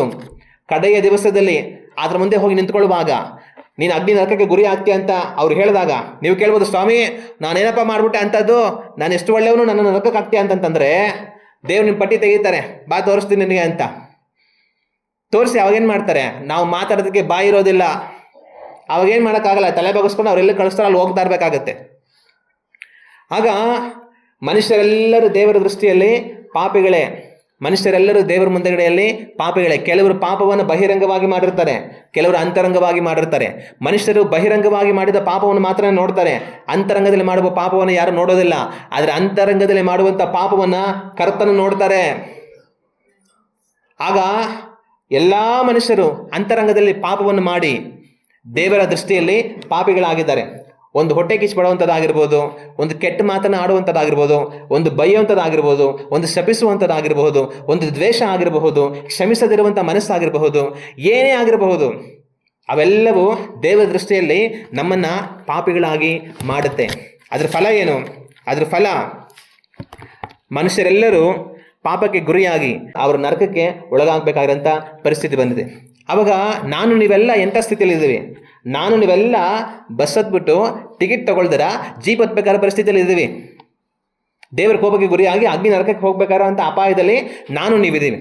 ಆದರೆ ಈ ಥರ ಹೋಗ್ತಾ ಇರುವಾಗ ಚೆಕಿಂಗ್ ಹಿಡ್ಕೊಂಡ್ಬಿಟ್ಟು ಬಾ ಜೀಪ್ ಹತ್ತು ಅಂತ ಹಿಡ್ಕೊಂಡಿರೋಂಥ ಟೈಮಲ್ಲಿ ನಿಮ್ಮ ಸ್ನೇಹಿತ ಯಾರೋ ಬಸ್ ಹತ್ಬಿಟ್ಟ ಅಂತ ಅಂದ್ಕೊಳ್ಳಿ. ಎಲ್ಲಿಂದನೇ ಬಂದು ಅವ್ನು ಬಸ್ ಹತ್ಬಿಟ್ಟು ನಿಮ್ಮನ್ನು ನೋಡ್ಬಿಟ್ಟ, ರೇ ಏನೋ ಇಲ್ಲೇ ಅಂತಂದ್ರೆ, ಅಯ್ಯೋ ಏನಪ್ಪ ಹೇಳೋದು, ಹೋಗ್ತಾ ಇದೆ ಊರಿಗೆ ಹೋಗೋಣ ಅಂತ ಕಾಸಿರಲಿಲ್ಲ, ಟಿಕೆಟ್ ತೊಗೊಂಡ್ರೆ ಹಂಗೆ ಹೆಂಗೋ ಹೋಗ್ಬಿಡೋಣ ಅಂತ ಅನ್ಕೊಂಡು ಬಂದೆ, ಚೆಕಿಂಗ್ ಹತ್ಬಿಟ್ರು ಹಿಡ್ಕೊಂಡ್ಬಿಟ್ಟಿದ್ದಾರೆ, ದಂಡ ಕಟ್ಟು ಅಂತ ಇದ್ದಾರೆ, ನನ್ನ ಹತ್ರ ಇಲ್ಲ ಜೀಪ್ ಹತ್ತು ಅಂತ ಇದ್ದಾರೆ, ಏನು ಮಾಡೋದು? ಆಗ ಈ ಸ್ನೇಹಿತ, ಸರ್ ಅವ್ನು ನನ್ನ ತುಂಬ ಫ್ರೆಂಡು, ತುಂಬ ಬೇಕಾದವನು, ಸರಿ ಏನೋ ಟಿಕೆಟ್ ತೊಗೊಂಡೆ ಬಂದುಬಿಟ್ಟಿದ್ದಾನೆ, ಆಯ್ತು ತೊಗೊಳ್ಳಿ ಸರ್, ನನಗೊಂದು ಟಿಕೆಟ್ ಕೊಡಿ, ಅವನೇನು ದಂಡ ಐತೆ ಆ ದಂಡ ಎಲ್ಲ ನಾನು ಕಟ್ತೀನಿ, ಅವ್ನಿಗೊಂದು ಟಿಕೆಟ್ ಕೊಡಿ ಅಂತ ಹೇಳ್ದ ಅಂತ ಅಂದ್ಕೊಳ್ಳಿ. ಆಗ ಇನ್ಸ್ಪೆಕ್ಟ್ರು ನಿಂದೆಲ್ಲ ಆಗಲ್ಲ, ಅವನೇ ದುಡ್ಡು ಕೊಡಬೇಕು ಅಂತ ಹೇಳ್ತಾರಾ? ಇನ್ಸ್ಪೆಕ್ಟರ್ ಏನು ಮಾಡ್ತಾರೆ, ಸರಿ ಆಯ್ತಪ್ಪ ಕಾಸು ಕೊಡೋ ಅಂತ ಅಂದ್ಬಿಟ್ಟು ಅವ್ನಿಗೊಂದು ಟಿಕೆಟ್ ಕೊಡ್ತಾರೆ, ಇವನು ದಂಡ ಕಟ್ಬಿಟ್ಟು ಇವನಿಗೊಂದು ಟಿಕೆಟ್ ಕೊಡ್ತಾರೆ. ಆಮೇಲೆ ಏನು ಮಾಡ್ತಾರೆ, ಇನ್ಸ್ಪೆಕ್ಟ್ರು ಇಳಿದು ಹೋಗ್ತಾರೆ. ಅವಾಗ ಟಿಕೆಟ್ ತೊಗೊಂಡಿದ್ದೀರಾ ಚೆಕಿಂಗ್ ಅವ್ರ ಕೈಯಲ್ಲಿ ಸಿಗಾಕೊಂಡು ನಾವು ಜೀಪ್ ಹತ್ಬೇಕಾದ ಪರಿಸ್ಥಿತಿಯಲ್ಲಿ ಒಬ್ಬ ಸ್ನೇಹಿತ ಬಂದು ದಂಡ ಕಟ್ಟಿದ್ರೆ ಅದನ್ನ ಇಸ್ಕೊಂಡು ಅವರು ನಮಗೆ ಟಿಕೆಟ್ ಕೊಡ್ತಾರೆ. ಈ ಕೆಲಸವನ್ನು ಮಾಡೋದಕ್ಕೇನೆ ಯೇಸು ಕ್ರಿಸ್ತನು ಮನುಷ್ಯನಾಗಿ ಲೋಕಕ್ಕೆ ಬಂದಿದ್ದು. ಹಲ್ಲೆಲೂಯಾ. ನಾನು ನೀವು ಪರಲೋಕಕ್ಕೆ ಹೋಗ್ಬೇಕಂತ ಬಸ್ ಹತ್ಬಿಟ್ಟು ಟಿಕೆಟ್ ತೊಗೊಳ್ದಿರ ದೇವ್ರ ಕೈಯಲ್ಲಿ ಸಿಗಾಕೊಂಡು ಜೀಪ್ ಹತ್ಬೇಕಾದ ಪರಿಸ್ಥಿತಿಯಲ್ಲಿ ಇದ್ದೀವಿ, ನರಕಕ್ಕೆ ಹೋಗ್ಬೇಕಾದ ಪರಿಸ್ಥಿತಿಯಲ್ಲಿ ಇದ್ದೀವಿ. ಪರಲೋಕಕ್ಕೆ ಹೋಗೋದಕ್ಕೆ ನಮಗೆ ಟಿಕೆಟ್ ಇಲ್ಲ, ದೇವ್ರ ಕೈಯಲ್ಲಿ ಸಿಗಾಕೊಂಡಿದ್ದೀವಿ ಅಪರಾಧವನ್ನು ಮಾಡಿ. ಆಗ ಆ ಸಮಯದಲ್ಲೇ ಯೇಸು ಕ್ರಿಸ್ತನು ಬಂದು ನಮಗೋಸ್ಕರವಾಗಿ ದಂಡ ಕಟ್ಟಿ ನನಗೆ ನಿಮಗೆ ಪರಲೋಕಕ್ಕೆ ಹೋಗ್ಬೇಕಾದ್ರೆ ಟಿಕೆಟ್ನ ಈಸ್ಕೊಟ್ಟಿದ್ದಾರೆ. ಹಲ್ಲೆಲೂಯಾ. ಈಗ ನಾನು ನೀವೇನು ಮಾಡ್ಬೋದು, ಯೇಸು ಕ್ರಿಸ್ತನು ನಮಗೆ ಕೊಡಿಸಿರೋ ಟಿಕೆಟಲ್ಲಿ ಆಯಾಗಿ ದೇವರ ರಾಜ್ಯಕ್ಕೆ ಹೋಗ್ಬೋದು. ಹಲ್ಲೆಲೂಯಾ. ಆಗ ಯೇಸು ಕ್ರಿಸ್ತನು ಮನುಷ್ಯನಾಗಿ ಈ ಲೋಕಕ್ಕೆ ಬಂದರು. ಅವರು ಈ ಲೋಕಕ್ಕೆ ಯಾವ ಕಾರಣಕ್ಕೋಸ್ಕರವಾಗಿ ಬಂದರು? ನಾನು ನೀವು ಮಾಡಿರುವಂಥ ಪಾಪಕ್ಕೆ ದಂಡವನ್ನು ಕಟ್ಟಿ ನಮ್ಮ ಪಾಪವನ್ನು ಪರಿಹರಿಸಿ ನಾವು ಪರಲೋಕ ರಾಜ್ಯಕ್ಕೆ ಹೋಗೋದಕ್ಕೆ ಮಾರ್ಗವನ್ನು ತೆರೆಯೋದಕ್ಕೆ ಅವರು ಬಂದರು. ಹಲ್ಲೆಲೂಯಾ. ನಿಮಗೆ ಒಂದು ಪ್ರಶ್ನೆ ಬರ್ಬೋದು, ಏನಂತಂದರೆ ಈ ಲೋಕದಲ್ಲಿ ನಾವು ಬಸ್ಸಲ್ಲಿ ಹೋಗ್ತಾ ಇದ್ವಿ, ಟಿಕೆಟ್ ತೊಗೊಂಡಿಲ್ಲ, ಇನ್ಸ್ಪೆಕ್ಟರ್ ಹತ್ಬಿಟ್ಟು ದಂಡ ಕಟ್ಟಪ್ಪ ಅಂತಂತಂದರು. ಆಗ ಈ ಲೋಕದಲ್ಲಿ ನಾವು ತಪ್ಪು ಮಾಡುವಾಗ ದಂಡ ಯಾವುದ್ರಲ್ಲಿ ಕಟ್ಟಬೇಕಾಗತ್ತೆ? ಒಂದು ಸ್ವಲ್ಪ ದುಡ್ಡು ಕಟ್ಟಿದ್ರೆ ದಂಡ ಪರಿಹಾರ ಆಗಿಬಿಡುತ್ತೆ. ಈಗ ನಾನು ನೀವು ದೇವ್ರ ವಿರುದ್ಧವಾಗಿ ಪಾಪವನ್ನು ಮಾಡಿದ್ದೀವಿ. ಪಾಪವನ್ನು ಮಾಡಿದಾಗ ದೇವರಿಗೆ ಕಟ್ಟುವಂಥ ದಂಡ ಯಾವುದು? ಇನ್ಸ್ಪೆಕ್ಟ್ರಿಗೆ ಒಂದು 100 ರೂಪಾಯಿನೋ 500 ರೂಪಾಯಿನೋ ದಂಡ ಕಟ್ಟಿದ್ರೆ ಹೋಗಪ್ಪ ಅಂತ ಟಿಕೆಟ್ ಕೊಟ್ಟು ಕಳಿಸ್ಬಿಡ್ತಾರೆ. ಈಗ ನಾನು ನೀವು ಪಾಪವನ್ನು ಮಾಡಿ ಸಿಗಾಕೊಂಡಿದ್ದು ದೇವ್ರ ಕೈಯಲ್ಲಿ, ಈಗ ದೇವ್ರ ದಂಡ ಕೇಳ್ತಾ ಇದ್ದಾರೆ. ಈಗ ದೇವರಿಗೆ ದಂಡ ಯಾವ ಥರ ಕಟ್ಟೋದು? ದೇವರಿಗೆ ದಂಡ ಕಟ್ಟೋದಕ್ಕೆ ಏನು ಬೇಕು? ದೇವರಿಗೆ ದುಡ್ಡು ಕಾಸಿಂದ ದಂಡ ಕಟ್ಟೋದಕ್ಕೆ ಆಗಲ್ಲ. ನಿಮ್ಮ ಹತ್ರ 1 ಕೋಟಿ ರೂಪಾಯಿ ಇದ್ರೂ ಕೂಡ ಆ 1 ಕೋಟಿ ರೂಪಾಯಿನ ಕೊಟ್ಬಿಟ್ಟು ದೇವರೇ ನನ್ನ ಪಾಪನ ಪರಿಹರಿಸ್ಬಿಟ್ರು ಅಂದರೆ ಅದು ಆಗಲ್ಲ. ದೇವರು ಮನುಷ್ಯನಿಗೆ ವಿರುದ್ಧವಾಗಿ ಮಾಡಿರುವಂಥ ಪಾಪವನ್ನು ದುಡ್ಡಿನಿಂದ ಕಟ್ಟಿ ತೀರಿಸೋದಕ್ಕೆ ಆಗಲ್ಲ. ನಾನೊಂದು 5,000 ಕಾಣಿಕೆ ಕೊಟ್ಬಿಡ್ತೀನಿ, ನನ್ನ ಪಾಪ ಪರಿಹಾರ ಆಗುತ್ತೇನೋ ಅಂತ ಅಂದ್ಕೊಂಡ್ರೆ ಇಲ್ಲ. ಒಂದು 50,000 ಕೊಟ್ಬಿಡ್ತೀನಿ ದೇವ್ರ ಹೆಸರಲ್ಲಿ, ನನ್ನ ಪಾಪ ಪರಿಹಾರ ಆಗುತ್ತೇನೋ ಅಂತಂದರೆ ಇಲ್ಲ. 5 ಲಕ್ಷ ಅಲ್ಲ, 5 ಕೋಟಿ ಅಲ್ಲ, 50 ಕೋಟಿ ಅಲ್ಲ, 500 ಕೋಟಿ 5,000 ಕೋಟಿ ನೀವು ಕಟ್ಟಿದ್ರೂ ಸಹ ಪಾಪ ಪರಿಹಾರ ದೇವ್ರ ಹತ್ರ ಸಿಗಲ್ಲ. ಮನುಷ್ಯರಿಗೆ ದುಡ್ಡು ಕಟ್ಟಿ ದಂಡ ತೀರಿಸ್ಬಿಡ್ಬೋದು, ದೇವರಿಗೆ ದುಡ್ಡು ಕಟ್ಟಿ ತೀರಿಸೋದಕ್ಕಾಗಲ್ಲ. ಹಂಗಂದ್ರೆ ದೇವ್ರು ಕೇಳೋಂಥ ದಂಡ ಯಾವುದು? ದೇವ್ರ ಹತ್ರ ನಾವು ದಂಡ ಕಟ್ಟಬೇಕಂದ್ರೆ ಏನು ಕೊಡಬೇಕು? ದೇವ್ರ ಹತ್ರ ದಂಡ ಕೊಡಬೇಕು ಅಂದರೆ ನಮ್ಮ ಪಾಪಗಳ ಕ್ಷಮೆಗಾಗಿ ಬೇಕಾಗಿರುವಂಥದ್ದು ರಕ್ತ. ಏನು ಬೇಕು? ರಕ್ತ. ಮನುಷ್ಯರಿಗೆ ದುಡ್ಡು ಕಟ್ಟಿಬಿಟ್ಟು ದಂಡ ತೀರಿಸ್ಬೋದು, ದೇವರಿಗೆ ದುಡ್ಡು ಕಟ್ಟಿ ತೀರಿಸೋದಕ್ಕೆ ಆಗೋದಿಲ್ಲ. ದೇವರು ನಮ್ಮ ಪಾಪಗಳ ಕ್ಷಮೆಗೋಸ್ಕರವಾಗಿ ದಂಡವಾಗಿ ಕೇಳೋದು ರಕ್ತವನ್ನ. ಇಬ್ರಿಯರಿಗೆ ಬರೆದಂಥ ಪತ್ರಿಕೆ 9ನೇ ಅಧ್ಯಾಯ 22ನೇ ವಾಕ್ಯವನ್ನ ನಾವು ಓದಿ ನೋಡೋಣ. ಧರ್ಮಶಾಸ್ತ್ರದ ಪ್ರಕಾರ ಸ್ವಲ್ಪ ಕಡಿಮೆ ಎಲ್ಲ ವಸ್ತುಗಳು ರಕ್ತದಿಂದಲೇ ಶುದ್ಧೀಕರಿಸಲ್ಪಡುವವು. ರಕ್ತಧಾರೆ ಇಲ್ಲದೆ ಪಾಪ ಪರಿಹಾರ ಉಂಟಾಗುವುದಿಲ್ಲ. ದೇವರ ವಾಕ್ಯ ಇಲ್ಲಿ ಹೇಳೋದೇನು? ರಕ್ತಧಾರೆ ಇಲ್ಲದೆ ಪಾಪ ಪರಿಹಾರ ಉಂಟಾಗುವುದಿಲ್ಲ. ಅಂದರೆ ಮನುಷ್ಯರು ಮಾಡುವಂಥ ಪಾಪಗಳು ದೇವರ ದೃಷ್ಟಿಯಲ್ಲಿ ಕ್ಷಮಿಸಲ್ಪಡಬೇಕಾದ್ರೆ ರಕ್ತಧಾರೆ ಆಗಬೇಕು, ರಕ್ತ ಸುರಿಸಲ್ಪಡಬೇಕು. ದೇವರು ಪಾಪ ಪರಿಹಾರಕ್ಕಾಗಿ ರಕ್ತ ಬೇಕು ಅಂತ ಹೇಳಿದ್ರು. ಹಂಗಂತ ಯಾವ ರಕ್ತ ಅಂದ್ರೆ ಆ ರಕ್ತವನ್ನು ತಗೊಳಕ್ಕಾಗುತ್ತಾ? ಪಾಪ ಕ್ಷಮಾಪಣೆಗಾಗಿ ಯಾವ ರಕ್ತ ಅಂದ್ರೆ ಆ ರಕ್ತ ಆಗೋದಿಲ್ಲ. ಮನುಷ್ಯರ ಪಾಪಗಳು ಕ್ಷಮಿಸಲ್ಪಡಬೇಕಂತಂದ್ರೆ ಪರಿಶುದ್ಧವಾದ ನಿಷ್ಕಲಂಕವಾದ ರಕ್ತ ಬೇಕು. ಆದ್ರೆ ಎಲ್ಲಾ ಮನುಷ್ಯರ ಪಾಪವನ್ನು ಮಾಡಿ ಎಲ್ಲಾ ಮನುಷ್ಯರ ರಕ್ತವು ಕೆಟ್ಟಿ ಹೋಗಿದೆ. ಈಗ ಪರಿಶುದ್ಧವಾದ ರಕ್ತ ಬೇಕು. ಆ ರಕ್ತ ಎಲ್ಲಿದೆ? ಆ ರಕ್ತ ಮನುಷ್ಯರಲ್ಲಿ ಇಲ್ಲ. ಅದಕ್ಕೋಸ್ಕರವಾಗಿಯೇ ದೇವರೇ ಮನುಷ್ಯನಾಗಿ ಲೋಕಕ್ಕೆ ಬಂದಿದ್ದು.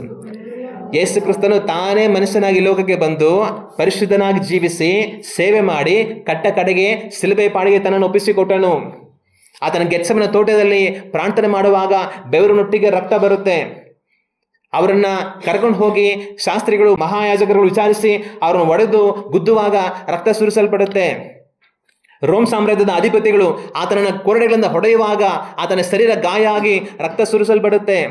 ಮುಳ್ಳನ್ನು ತಂದು ತನ್ನ ತಲೆಯಲ್ಲಿ ಇಡುವಾಗ ಆ ಮುಳ್ಳು ಕುಚ್ಚಿ ತಲೆಯಿಂದ ರಕ್ತ ಸುರಿಸಲ್ಪಡುತ್ತೆ. ತನ್ನನ್ನು ಶಿಲುಬೆಯಲ್ಲಿ ಮೊಳೆಯಿಂದ ಹೊಡೆಯುವಾಗ ಕೈಗಳಿಂದ ರಕ್ತ ಸುರಿಸಲ್ಪಡುತ್ತೆ. ಪಾದಗಳನ್ನು ಶಿಲುಬೆಯಲ್ಲಿ ಮೊಳೆಯಿಂದ ಹೊಡೆಯುವಾಗ ಪಾದಗಳಲ್ಲಿ ರಕ್ತ ಸುರಿಸಲ್ಪಡುತ್ತೆ. ಆತನ ಪಕ್ಕೆಯನ್ನು ಈಟಿಂದ ತೆವಿಯುವಾಗ ಆ ಪಕ್ಕೆಯಿಂದ ನೀರು ರಕ್ತ ಹೊರಟು ಬರುತ್ತೆ. ಯೇಸು ಕ್ರಿಸ್ತನು ಪರಿಶುದ್ಧವಾದ ತನ್ನ ರಕ್ತವನ್ನು ಮನುಷ್ಯರ ಪಾಪಗಳಿಗೋಸ್ಕರವಾಗಿ ಸುರಿಸಿದನು. ಆಗ ನಾನು ನೀವು ಸಮಸ್ತ ಮನುಷ್ಯರು ಮಾಡುವಂಥ ಪಾಪಗಳ ಪರಿಹಾರ ಆಗಬೇಕಂದ್ರೆ ಅದಕ್ಕೆ ಬೇಕಾಗಿರುವಂಥ ದಂಡ ರಕ್ತ.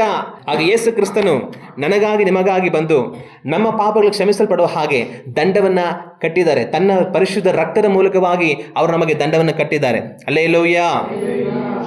ಆಗ ಇವಾಗ ಒಂದು ಪ್ರಶ್ನೆ ಬರ್ಬೋದು, ಏನಂತಂದರೆ ಯೇಸು ಕ್ರಿಸ್ತನ ಮನುಷ್ಯರೆಲ್ಲರ ಕ್ಷಮೆಗೋಸ್ಕರವಾಗಿ ರಕ್ತ ಸುರಿಸಿ ಪಾಪ ಪರಿಹಾರವನ್ನು ಮಾಡಿಬಿಟ್ಟಿದ್ದಾರಲ್ಲ, ಹಂಗಂದ್ರೆ ಈಗ ನಾವೆಲ್ಲರೂ ಪರಲೋಕಕ್ಕೆ ಹೋಗ್ಬಿಡ್ಬೋದು ಅಂತ ಅನಿಸುತ್ತೆ ಅಂತ ನೀವು ಅಂದ್ಕೊಳ್ಬೋದು. ಇವಾಗ ನಮ್ಮ ಕರ್ನಾಟಕ ರಾಜ್ಯದಲ್ಲಿ ಏನು ಮಾಡಿದ್ದಾರೆ, ನಮ್ಮ ಸಿದ್ದರಾಮಯ್ಯ ಅವರು ಎಲ್ಲರಿಗೂ ಫುಲ್ ಫ್ರೀಯಾಗಿ ಬಸ್ ಬಿಟ್ಬಿಟ್ಟಿದ್ದಾರೆ. ನಮ್ಮ ಕರ್ನಾಟಕದಲ್ಲಿರುವಂಥ ಹೆಂಗಸರೆಲ್ಲರೂ ಸಹ ಫ್ರೀಯಾಗಿ ಬಸ್ಸಲ್ಲಿ ಓಡಾಡ್ಬೋದು. ಅವಾಗ ಅದೇ ಥರನೇ ನಾವೆಲ್ಲರೂ ಫ್ರೀಯಾಗಿ ಯೇಸು ಸ್ವಾಮಿ ರಕ್ತ ಸುರಿಸಿ ಪಾಪ ಕ್ಷಮಾಪಣೆ ಮಾಡಿಬಿಟ್ಟಿದ್ದಾರಲ್ಲ, ಎಲ್ಲರೂ ಆರಾಮಾಗಿ ಪರಲೋಕಕ್ಕೆ ಹೋಗ್ಬಿಡೋದನ್ನೇ ಅಂತ ನೀವು ಅಂದ್ಕೊಂಡ್ರೆ ನೀವು ದೊಡ್ಡ ತಪ್ಪು ಮಾಡ್ತಾ ಇದ್ದೀರಾ. ಯೇಸು ಕ್ರಿಸ್ತನು ನಮ್ಮ ಪಾಪಗಳು ಕ್ಷಮಿಸಲ್ಪಟ್ಟು ನಾವು ಪರಲೋಕ ರಾಜ್ಯಕ್ಕೆ ಹೋಗೋದಕ್ಕೆ ಟಿಕೆಟ್ ಇಸ್ಕೊಡೋಕ್ಕೆ ಎಲ್ಲ ಮಾಡಿದ್ದಾರೆ. ಆದರೆ ಅದರಲ್ಲಿ ಒಂದು ಕಂಡೀಷನ್ ಇದೆ, ಆ ಕಂಡೀಷನ್ನ ನೆರವೇರಿಸಬೇಕು. ಈಗ ಉದಾಹರಣೆಗೆ ನೀವು KSRTC ಬಸ್ಸು ನಮ್ಮದು ಕೆಂಪು ಬಸ್ ಎಲ್ಲೆಲ್ಲ ಕಾಣಿಸುತ್ತೋ, ಏಯ್ ನಿಲ್ಸಯ್ಯ ಸಿದ್ದರಾಮಯ್ಯ ಫ್ರೀ ಬಿಟ್ಟಿದ್ದಾರೆ ನಾನು ಹೋಗ್ಬೇಕು ಹತ್ತಿಸ್ಕೊಳ್ಳೋಣ ಅಂತ ಅಂದ್ಬಿಟ್ಟು ಹತ್ಕೊಂಡು ಒಳಗಡೆ ಹೋಗಿ ಕೂತ್ಕೊಂಡ್ಬಿಟ್ಟು ನಯ್ಯ ಯಾವ್ರಿಗೆ ಹೋಗ್ತೇವೆ ಅವ್ರಿಗೆ ಅಂತ ಹೋಗ್ಬಿಟ್ರೆ ಅವ್ರು ನಿಮ್ಗೆ ಕರ್ಕೊಂಡು ಹೋಗ್ತಾರಾ? ಫ್ರೀಯಾಗಿ ಕರ್ಕೊಂಡು ಹೋಗ್ತಾರಾ? ಕರ್ಕೊಂಡು ಹೋಗ್ತಾರೆ. ಯಾವಾಗ ಅಂತಂತಂದರೆ ನೀವು ಆಧಾರ್ ಕಾರ್ಡ್ ತೋರಿಸ್ದಾಗ್ಲೇ, ನೀವು ನಾನು ಕರ್ನಾಟಕದ ಮಹಿಳೆ ಅಂತ ಆಧಾರ್ ಕಾರ್ಡ್ ತೋರಿಸ್ದಾಗ್ಲೇ ನಿಮ್ಮನ್ನು ಆ ಬಸ್ಸಲ್ಲಿ ಎಲ್ಲಿ ಬೇಕಾದ್ರೆ ಫ್ರೀಯಾಗಿ ಕರ್ಕೊಂಡು ಹೋಗೋದು. ಆಧಾರ್ ಕಾರ್ಡ್ ಎಲ್ಲ ಇಲ್ಲ ಕರ್ಕೊಂಡು ಹೋಗಿ ಅಂತಂತಂದರೆ ಕೆಳಗಡೆ ಇಳಿಯಮ್ಮ ಅಂತಾನೆ. ಇಲ್ಲಾಂದ್ರೆ ಟಿಕೆಟ್ ಕಟ್ಟು ಅಂತಾನೆ. ಅದೇ ಥರನೇ ಯೇಸು ಕ್ರಿಸ್ತನು ನಮಗಾಗಿ ರಕ್ತವನ್ನು ಸುರಿಸಿ ಪಾಪ ಪರಿಹಾರವನ್ನು ಮಾಡಿ ನಾವು ಪರಲೋಕ ರಾಜ್ಯಕ್ಕೆ ಫ್ರೀಯಾಗಿ ಹೋಗೋದಕ್ಕೆ ಅವಕಾಶ ಮಾಡಿಕೊಟ್ಟಿದ್ದಾರೆ. ನಮ್ಮನ್ನು ಫ್ರೀಯಾಗಿ ಪರಲೋಕಕ್ಕೆ ಬಿಡ್ತಾರೆ. ಯಾವಾಗ ಗೊತ್ತಾ? ನಾನು ಯೇಸು ಕ್ರಿಸ್ತನ ಮಗನು ಅಂತ ಆಧಾರ್ ಕಾರ್ಡ್ ತೋರಿಸ್ದಾಗ್ಲೇನೆ. ನಾನು ಕರ್ತನ ಮಗನು, ನಾನು ಕರ್ತನ ಮಗಳು, ಆತನಲ್ಲಿ ವಿಶ್ವಾಸವಿಟ್ಟು ನಾನು ರಕ್ಷಣೆ ಹೊಂದಿದ್ದೇನೆ, ಆತನ ರಕ್ತದಿಂದ ತೊಳೆಯಲ್ಪಟ್ಟು ನಾನು ಪವಿತ್ರನಾಗಿ ಮಾಡಲ್ಪಟ್ಟಿದ್ದೇನೆ, ನಾನು ದೇವರಾಜ್ಯಕ್ಕೆ ಸೇರಿದವನು ಅನ್ನೋಂಥ ಗುರುತನ್ನು ನೀವು ತೋರಿಸಿದಾಗಲೇ, ಪವಿತ್ರಾತ್ಮನೇ ನಿಮ್ಮ ಗುರುತು, ಅದನ್ನು ನೀವು ತೋರಿಸಿದಾಗಲೇ ಪರಲೋಕ ರಾಜ್ಯಕ್ಕೆ ಹೋಗೋದಕ್ಕೆ ಸಾಧ್ಯ. ಇಲ್ಲಾಂದ್ರೆ ಏನಾಗುತ್ತೆ? ಸಿದ್ದರಾಮಯ್ಯ ಫ್ರೀ ಬಿಟ್ಟಿದ್ರು ಕೂಡ ನೀವು ಹೋಗೋಕ್ಕಾಗಲ್ಲ. ಅದೇ ಥರ ಯೇಸು ಕ್ರಿಸ್ತ ನಿಮಗೆ ರಕ್ತ ಸುರಿಸಿದ್ರು ಸಹ ನೀವು ಪರಲೋಕ ರಾಜ್ಯ ಸೇರೋದಿಲ್ಲ. ಕಾರಣ ಏನಂತಂದರೆ ಆತನಲ್ಲಿ ನೀವು ವಿಶ್ವಾಸವನ್ನು ಇಡಲಿಲ್ಲ. ಅದು ಹೆಂಗೆ ಅಂತಂದರೆ, ಒಂದು ವೇಳೆ ನಿಮಗೆ ಜ್ವರ ಬಂತು ಅಂದ್ಕೊಳ್ಳಿ. ಜ್ವರ ಬಂದಾಗ ನೀವೇನು ಮಾಡ್ತೀರಾ? ಡಾಕ್ಟರ್ ಹತ್ರ ಹೋಗ್ತೀರಾ. ಹೋಗ್ಬಿಟ್ಟು ಡಾಕ್ಟರ್ ತುಂಬ ತಲೆನೋವು, ಮೈಕೈ ನೋವು, ವಿಪರೀತ ಜ್ವರ ಸ್ವಾಮಿ, ಏನಾರು ಔಷಧಿ ಕೊಡಿ ಅಂತ ಹೇಳಿದಾಗ ಡಾಕ್ಟ್ರ್ ಒಂದು ಚೀಟಿ ಬರ್ಕೊಡ್ತಾರೆ. ಒಂದು 3-4 ಥರ ಮಾತ್ರೆ ಬರ್ಕೊಟ್ಬಿಟ್ಟು ತಗೊಂಡೋಗಮ್ಮ, ಈ ಮಾತ್ರೆ ಎಲ್ಲ ಹಾಕೊಂಡು ಮಲ್ಕೊ ಹೋಗು, ಜ್ವರ ಬೆಳಗ್ಗೆ ಸರೋಗ್ಬಿಡುತ್ತೆ ಅಂತ. ನೀವು ಸರಿ ಆಯಿತು ಡಾಕ್ಟ್ರೆ ಅಂತ ಆ ಚೀಟಿ ತಂದ್ಬಿಟ್ಟು ಅದನ್ನ ಪೂರ್ತಿಯಾಗಿ ಮಡಿಸ್ಬಿಟ್ಟು ಡಾಕ್ಟ್ರ್ ಚೀಟಿ ಬರ್ಕೊಟ್ಟಿದ್ದಾರೆ, ಹುಷಾರಾಗಿ ಇಟ್ಕೊಬೇಕು ಚೀಟಿನ ಅಂತ ಅಂದ್ಬಿಟ್ಟು ಮನೇಲಿ ರಾತ್ರಿ ಮಲಗೋವಾಗ ತಲೆ ದಿನ ಕೆಳಗಡೆ ಆ ಚೀಟಿ ಇಟ್ಬಿಟ್ಟು ಮಲ್ಕೊಂಡು ಬೆಳಿಗ್ಗೆ ನಾನು ಚೆನ್ನಾಗಾಗುತ್ತೆ ಅಂತ ಎದ್ರೆ ನೀವು ಜ್ವರ ಸರೋಗಿರುತ್ತಾ? ಚೀಟಿ ತಗೊಂಡೋಗಿ ಟಮಟೆ ಕೆಳಗಡೆ ಇಟ್ಬಿಟ್ಟು ಮಲಗ್ಬಿಟ್ಟು ಬೆಳಿಗ್ಗೆ ಎದ್ರೆ ಜ್ವರ ಸರೋಗಿರುತ್ತಾ? ಇದೇ ಕೆಲಸ ನಮ್ಮಲ್ಲಿ ಅನೇಕರು ಏನು ಮಾಡ್ತಾರೆ, ಏನು ಬೈಬಲ್ ತಗೊಂಡೋಗಿ ತಲೆ ಕೆಳಗಡೆ ಇಟ್ಬಿಟ್ಟು ಮಲ್ಕೊಂಡ್ಬಿಡ್ತಾರೆ, ಬೆಳಿಗ್ಗೆ ಏನೋ ಸರೋಗುತ್ತೆ ಅಂತ. ಏನು ಸರೋಗಲ್ಲ. ಬೈಬಲ್ಲು ನಿಮ್ಮ ತಲೆ ಕೆಳಗಡೆ ಇದ್ದರೆ ನಿಮ್ಗೆ ಪ್ರಯೋಜನ ಇಲ್ಲ. ಬೈಬಲ್ ನಿಮ್ಮ ಹೃದಯದಲ್ಲಿರಬೇಕು. ಆವಾಗ ಡಾಕ್ಟರ್ ಚೀಟಿ ಕೊಟ್ಟರು ಅಂತ ತಲೆಮುಟ್ಟೆ ಕೆಳಗಡೆ ಇಟ್ಟು ಮಲಗಿದ್ರೆ ಪ್ರಯೋಜನ ಇಲ್ಲ. ಏನು ಮಾಡಬೇಕು? ಮೆಡಿಕಲ್ಗೆ ಹೋಗ್ಬಿಟ್ಟು ಸರ್ ಈ ಮಾತ್ರೆ ಎಲ್ಲ ಕೊಡಿ ಸರ್ ಸ್ವಲ್ಪ ಅಂತ ಎಲ್ಲ ಮಾತ್ರೆ ಈಸ್ಕೊಂಡ್ಬಿಟ್ಟು ತಿರ್ಗಿ ಆ ಮಾತ್ರೆ ಎಲ್ಲ ತೊಗೊಂಡೋಗ್ಬಿಟ್ಟು ಮಾತ್ರೆ ತಲೆಮುಟ್ಟೆ ಕೆಳಗಡೆ ಇಟ್ಬಿಟ್ಟು ನಿದ್ದೆ ಮಾಡ್ಬಿಟ್ಟು ಬೆಳಿಗ್ಗೆ ಎದ್ರೆ ಸರೋಗಿರುತ್ತಾ? ಯಾವ ಸರೋಗುತ್ತೆ? ಆ ಮಾತ್ರೆನ ಬಿಸಿನೀರು ಕಾಯಿಸ್ಬಿಟ್ಟು ಹೊರಗಡೆ ಹಾಕೊಬೇಕು. ಎಲ್ಲ ಮಾತ್ರೆ ಹೊರಗಡೆ ಹೋದ್ರೇ ಜ್ವರ ಸರೋಗೋದು. ಆಗ ಚೀಟಿ ಇಟ್ಕೊಂಡು ಬದುಕಿದ್ರೆ ಪ್ರಯೋಜನ ಇಲ್ಲ, ಮಾತ್ರೆ ಇಟ್ಕೊಂಡು ಬದುಕಿದ್ರೆ ಪ್ರಯೋಜನ ಇಲ್ಲ. ಆ ಮಾತ್ರೆ ಒಳಗಡೆ ಹೋಗಬೇಕು, ಆಗಲೇ ನಮಗೆ ವಾಸಿ ಆಗೋದು. ಸರಿ ಆಯಿತು, ಈಗ ಗಂಡ ಹೆಂಡತಿ ಇಬ್ರು ಇರ್ತಾರೆ. ಈಗ ಗಂಡಿಗೆ ಜ್ವರ ಬಂದಿದೆ. ಗಂಡ ಡಾಕ್ಟರ್ ನಮ್ಮ ಮನೆಯವ್ರಿಗೆ 4 ಮಾತ್ರೆ ಹಾಕ್ಬಿಡಿ ಡಾಕ್ಟರ್, ನಂಗೆ ಸರೋಗ್ಲಿ ಜ್ವರ ಅಂತ ಹೇಳಿದ್ರೆ ಆಗುತ್ತಾ? ಅವ್ರು ಹೆಂಡತಿ 4 ಮಾತ್ರೆ ಹಾಕೊಂಡ್ರೆ ಗಂಡನಿಗೆ ಜ್ವರ ಸರೋಗುತ್ತಾ? ಗಂಡಂಗೆ ಜ್ವರ ಸರೋಬೇಕಾದ್ರೆ ಗಂಡನೇ ಮಾತ್ರೆ ಹಾಕೊಬೇಕು. ಹೆಂಡತಿಗೆ ಜ್ವರ ಸರೋಬೇಕಂತಂದರೆ ಹೆಂಡತಿನೇ ಮಾತ್ರೆ ಹಾಕೊಬೇಕು. ಅದೇ ಥರ ನನ್ನ ಹೆಂಡತಿ ಸ್ವಾಮಿ ನಂಬಿದ್ದಾಳೆ, ಪ್ರೇಯರ್ಗಳು ಹೋಗ್ತಾರೆ, ನಾನೇನು ತೊಂದರೆ ಮಾಡಲ್ಲಪ್ಪ, ನೀನು ಹೋಗಮ್ಮ, ಯಾವಾಗ ಹೋಗ್ತೀಯ ಪ್ರೇಯರ್ಗೆ ಹೋಗಮ್ಮ, ಯಾವಾಗ ಬೇಕಾದ್ರೆ ಹೋಗಿ ಯಾವಾಗಾರ ಬಾ ಅಂತ. ನಾನು ಎಷ್ಟು ಒಳ್ಳೆಯವನು, ದೇವ್ರು ನನ್ನ ಕರ್ಕೊಂಡ್ಬಿಡ್ತಾರೆ ಪರಲೋಕಕ್ಕೆ ಅನ್ಕೊಂಡು ಕರ್ಕೊಳಲ್ಲ.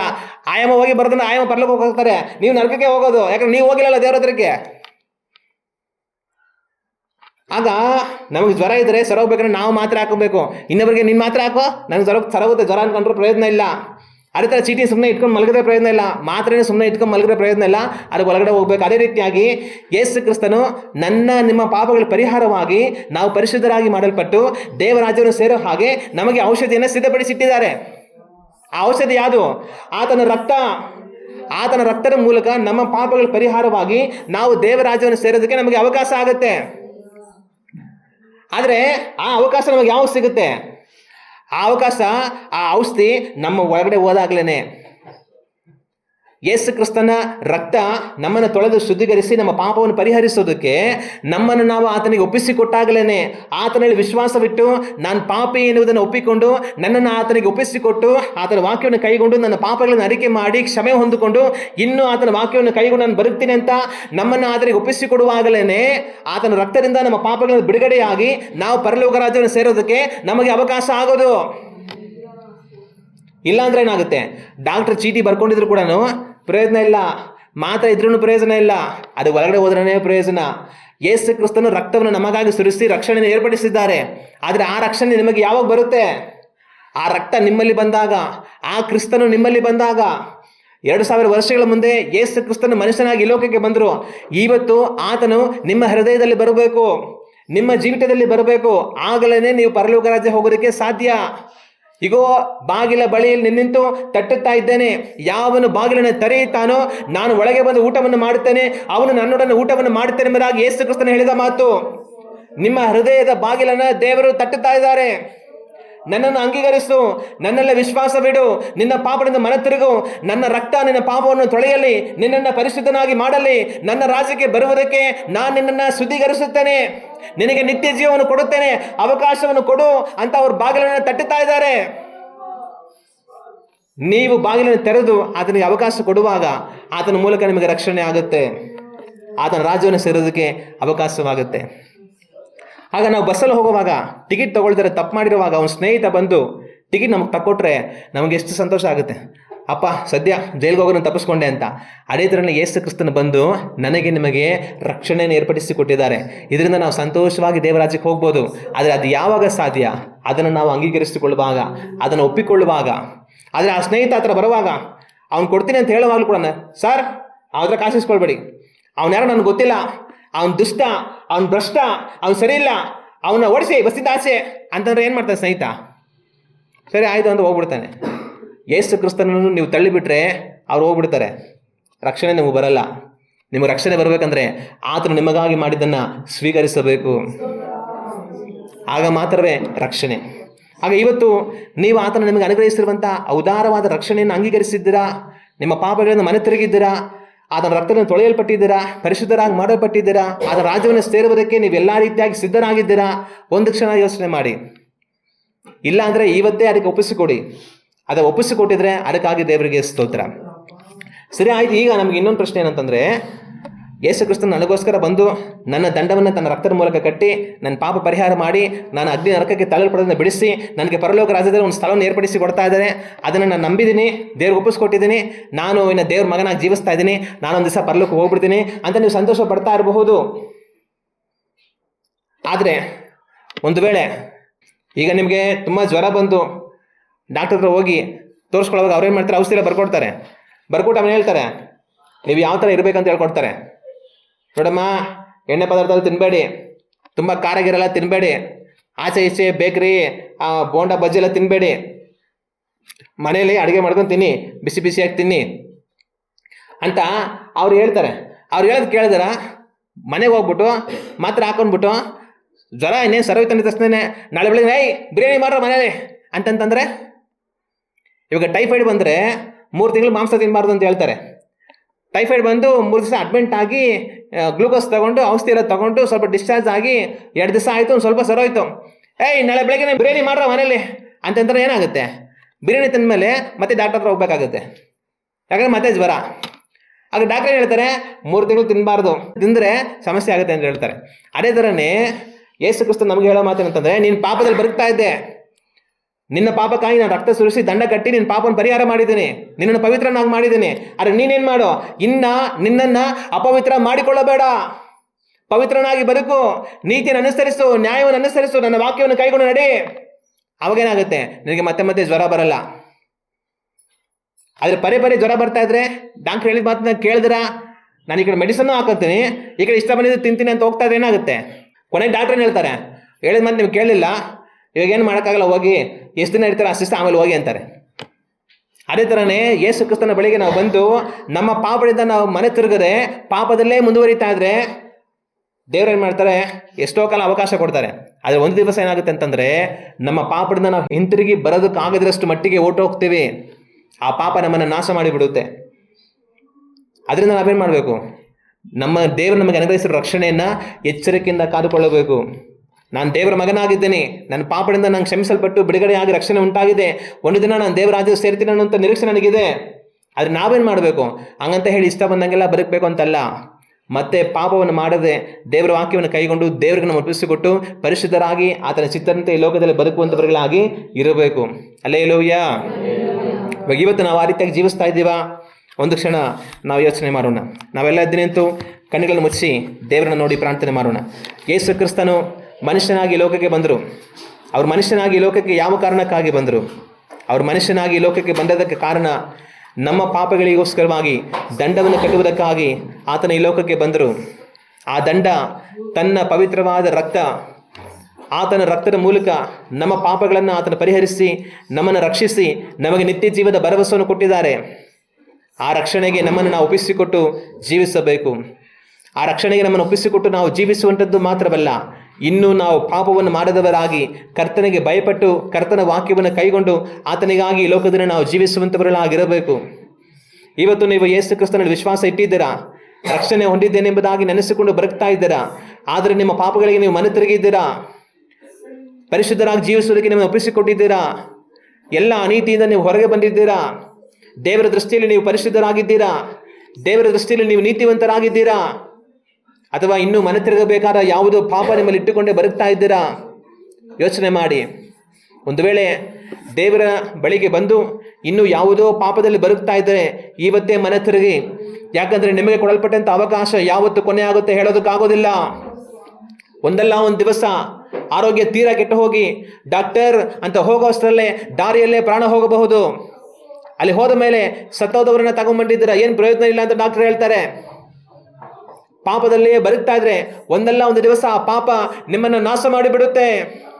ಯೇಸುವೆ ಅಂತ ನೀವು ಕೂಗಿ ಕರೆದು ಆತನು ನಿಮ್ಮನ್ನು ರಕ್ಷಿಸಿದ ಒಳಗಾಗಿ ನೀವು ನಾಶವಾಗಿ ಹೋಗಿರ್ತೀರಾ. ಪಾಪ ನಿಮ್ಮನ್ನು ನಾಶ ಮಾಡಿ ನಿಮ್ಮನ್ನು ನರಕಕ್ಕೆ ಎಳೆದೊಯ್ಯುವುದಕ್ಕಿಂತ ಮೊದಲಾಗಿ ದೇವರಿಗೆ ನಿಮ್ಮನ್ನು ಒಪ್ಪಿಸಿಕೊಡಿ. ನಿಮ್ಮನ್ನು ಬಿಡಿಸುವುದಕ್ಕೂ ರಕ್ಷಿಸುವುದಕ್ಕಾಗಿ ಯೇಸು ಕ್ರಿಸ್ತನು ಬಂದನು. ಇವತ್ತು ನಾವು ಯಾವ ರೀತಿಯಾಗಿ ಜೀವಿಸ್ತಾ ಇದ್ದೇವೆ? ನಮ್ಮನ್ನು ನಾವೇ ಪರೀಕ್ಷಿಸಿಕೊಳ್ಳೋಣ. ನಮ್ಮನ್ನು ರಕ್ಷಿಸುವುದಕ್ಕಾಗಿ ಬಂದ ಕರ್ತನನ್ನು ನಾವು ನೆನೆಸಿ ಆತನು ನಮಗೆ ಅನುಗ್ರಹಿಸಿರುವಂಥ ರಕ್ಷಣೆಗಾಗಿ ನಾವು ದೇವರನ್ನು ಸ್ತುತಿಸೋಣ, ಅವರನ್ನು ಮಹಿಮೆ ಪಡಿಸೋಣ. ಆ ರಕ್ಷಣೆಯಲ್ಲಿ ನಾವು ದೃಢವಾಗಿದ್ದೇವಾ ಇಲ್ಲವೋ ಪರೀಕ್ಷಿಸಿಕೊಂಡು ನಮ್ಮನ್ನು ನಾವು ದೃಢಪಡಿಸಿಕೊಂಡು ಆ ರಕ್ಷಣೆಯಲ್ಲಿ ನಾವು ಮುಂದುವರಿಯೋಣ. ಯೇಸು ಕ್ರಿಸ್ತನು ಈ ಮೊದಲು ಬಂದದ್ದಲ್ಲ, ಇನ್ನು ಮುಂದೆ ಬೇಗನೆ ತಾನು ಬರುವುದಕ್ಕಿದ್ದಾನೆ. ರಾಜಾದಿರಾಜನಾಗಿ ತಾನು ಬರುವುದಕ್ಕಿದ್ದಾನೆ. ಬರಲಿರುವಂಥ ಕರ್ತನನ್ನು ಎದುರುಗೊಳ್ಳುವುದಕ್ಕಾಗಿ ನಾವು ಸಿದ್ಧಗೊಳ್ಳೋಣ. ಒಂದು ಹಾಡನ್ನು ನಾವು ಹಾಡೋಣ. ಸಮಯವನ್ನು ಉಳಿದಿಲ್ಲ ಮನತೆರೆಗು, ಏಸು ಬರುವ ಸಮಯವಿದು ಮನತೆರೆಗು ಎನ್ನುವ ಹಾಡನ್ನು ನಾವು ಹಾಡುತ್ತಾ ನಮ್ಮನ್ನು ನಾವೇ ಪರೀಕ್ಷಿಸಿಕೊಳ್ಳೋಣ.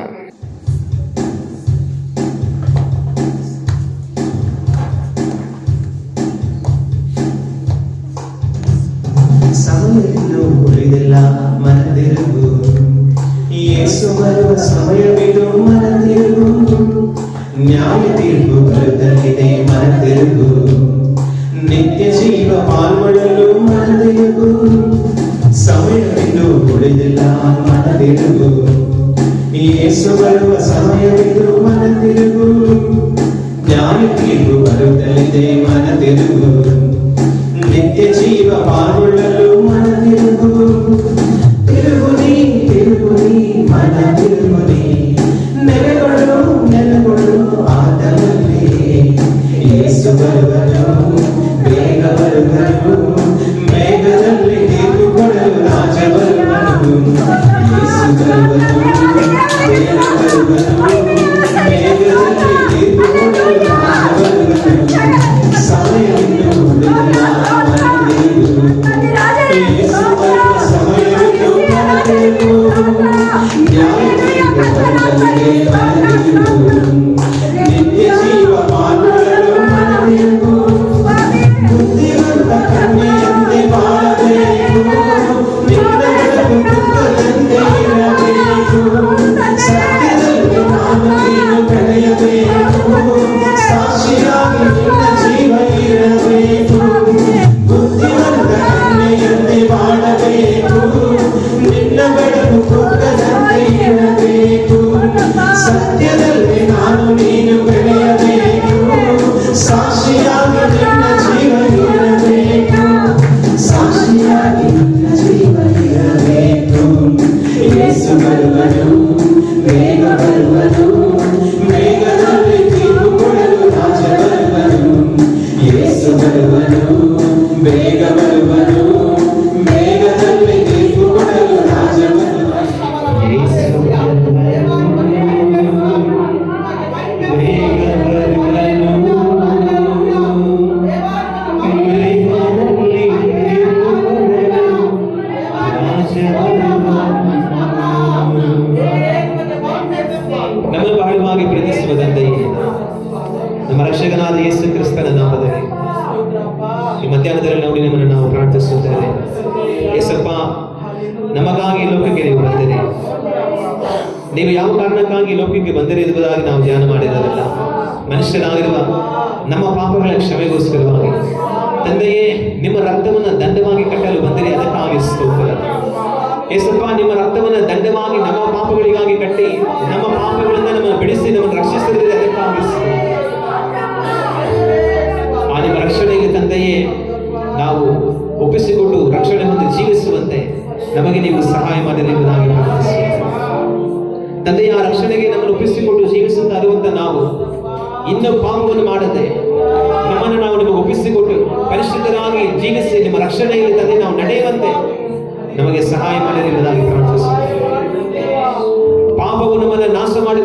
ಮುಂಚೆ ನಾವು ಮನ ತಿರುಗುವಂತೆ ನಮಗೆ ಸಹಾಯ ಮಾಡಿ. ನಾವು ಪರಿಶುದ್ಧರಾಗಿ ಜೀವಿಸುತ್ತಾ ಇದ್ದರೆ ನಮಗೆ ಸ್ತೋತ್ರ. ಆ ಪರಿಶುದ್ಧತೆಯನ್ನು ತಂದೆ ನಾವು ಕಡೆಯವರೆಗೂ ಕೈಗೊಂಡು ಜೀವಿಸುವಂತೆ ಸಹಾಯ ಮಾಡಿ. ನಮ್ಮ ರಕ್ಷಕನಾದ ಯೇಸು ಕ್ರಿಸ್ತನ ನಾಮದಲ್ಲಿ ಬೇಡುತ್ತಿದ್ದೇವೆ, ಪರಲೋಕದ ನಮ್ಮ ತಂದೆಯೇ. ಆಮೇನ್, ಆಮೇನ್.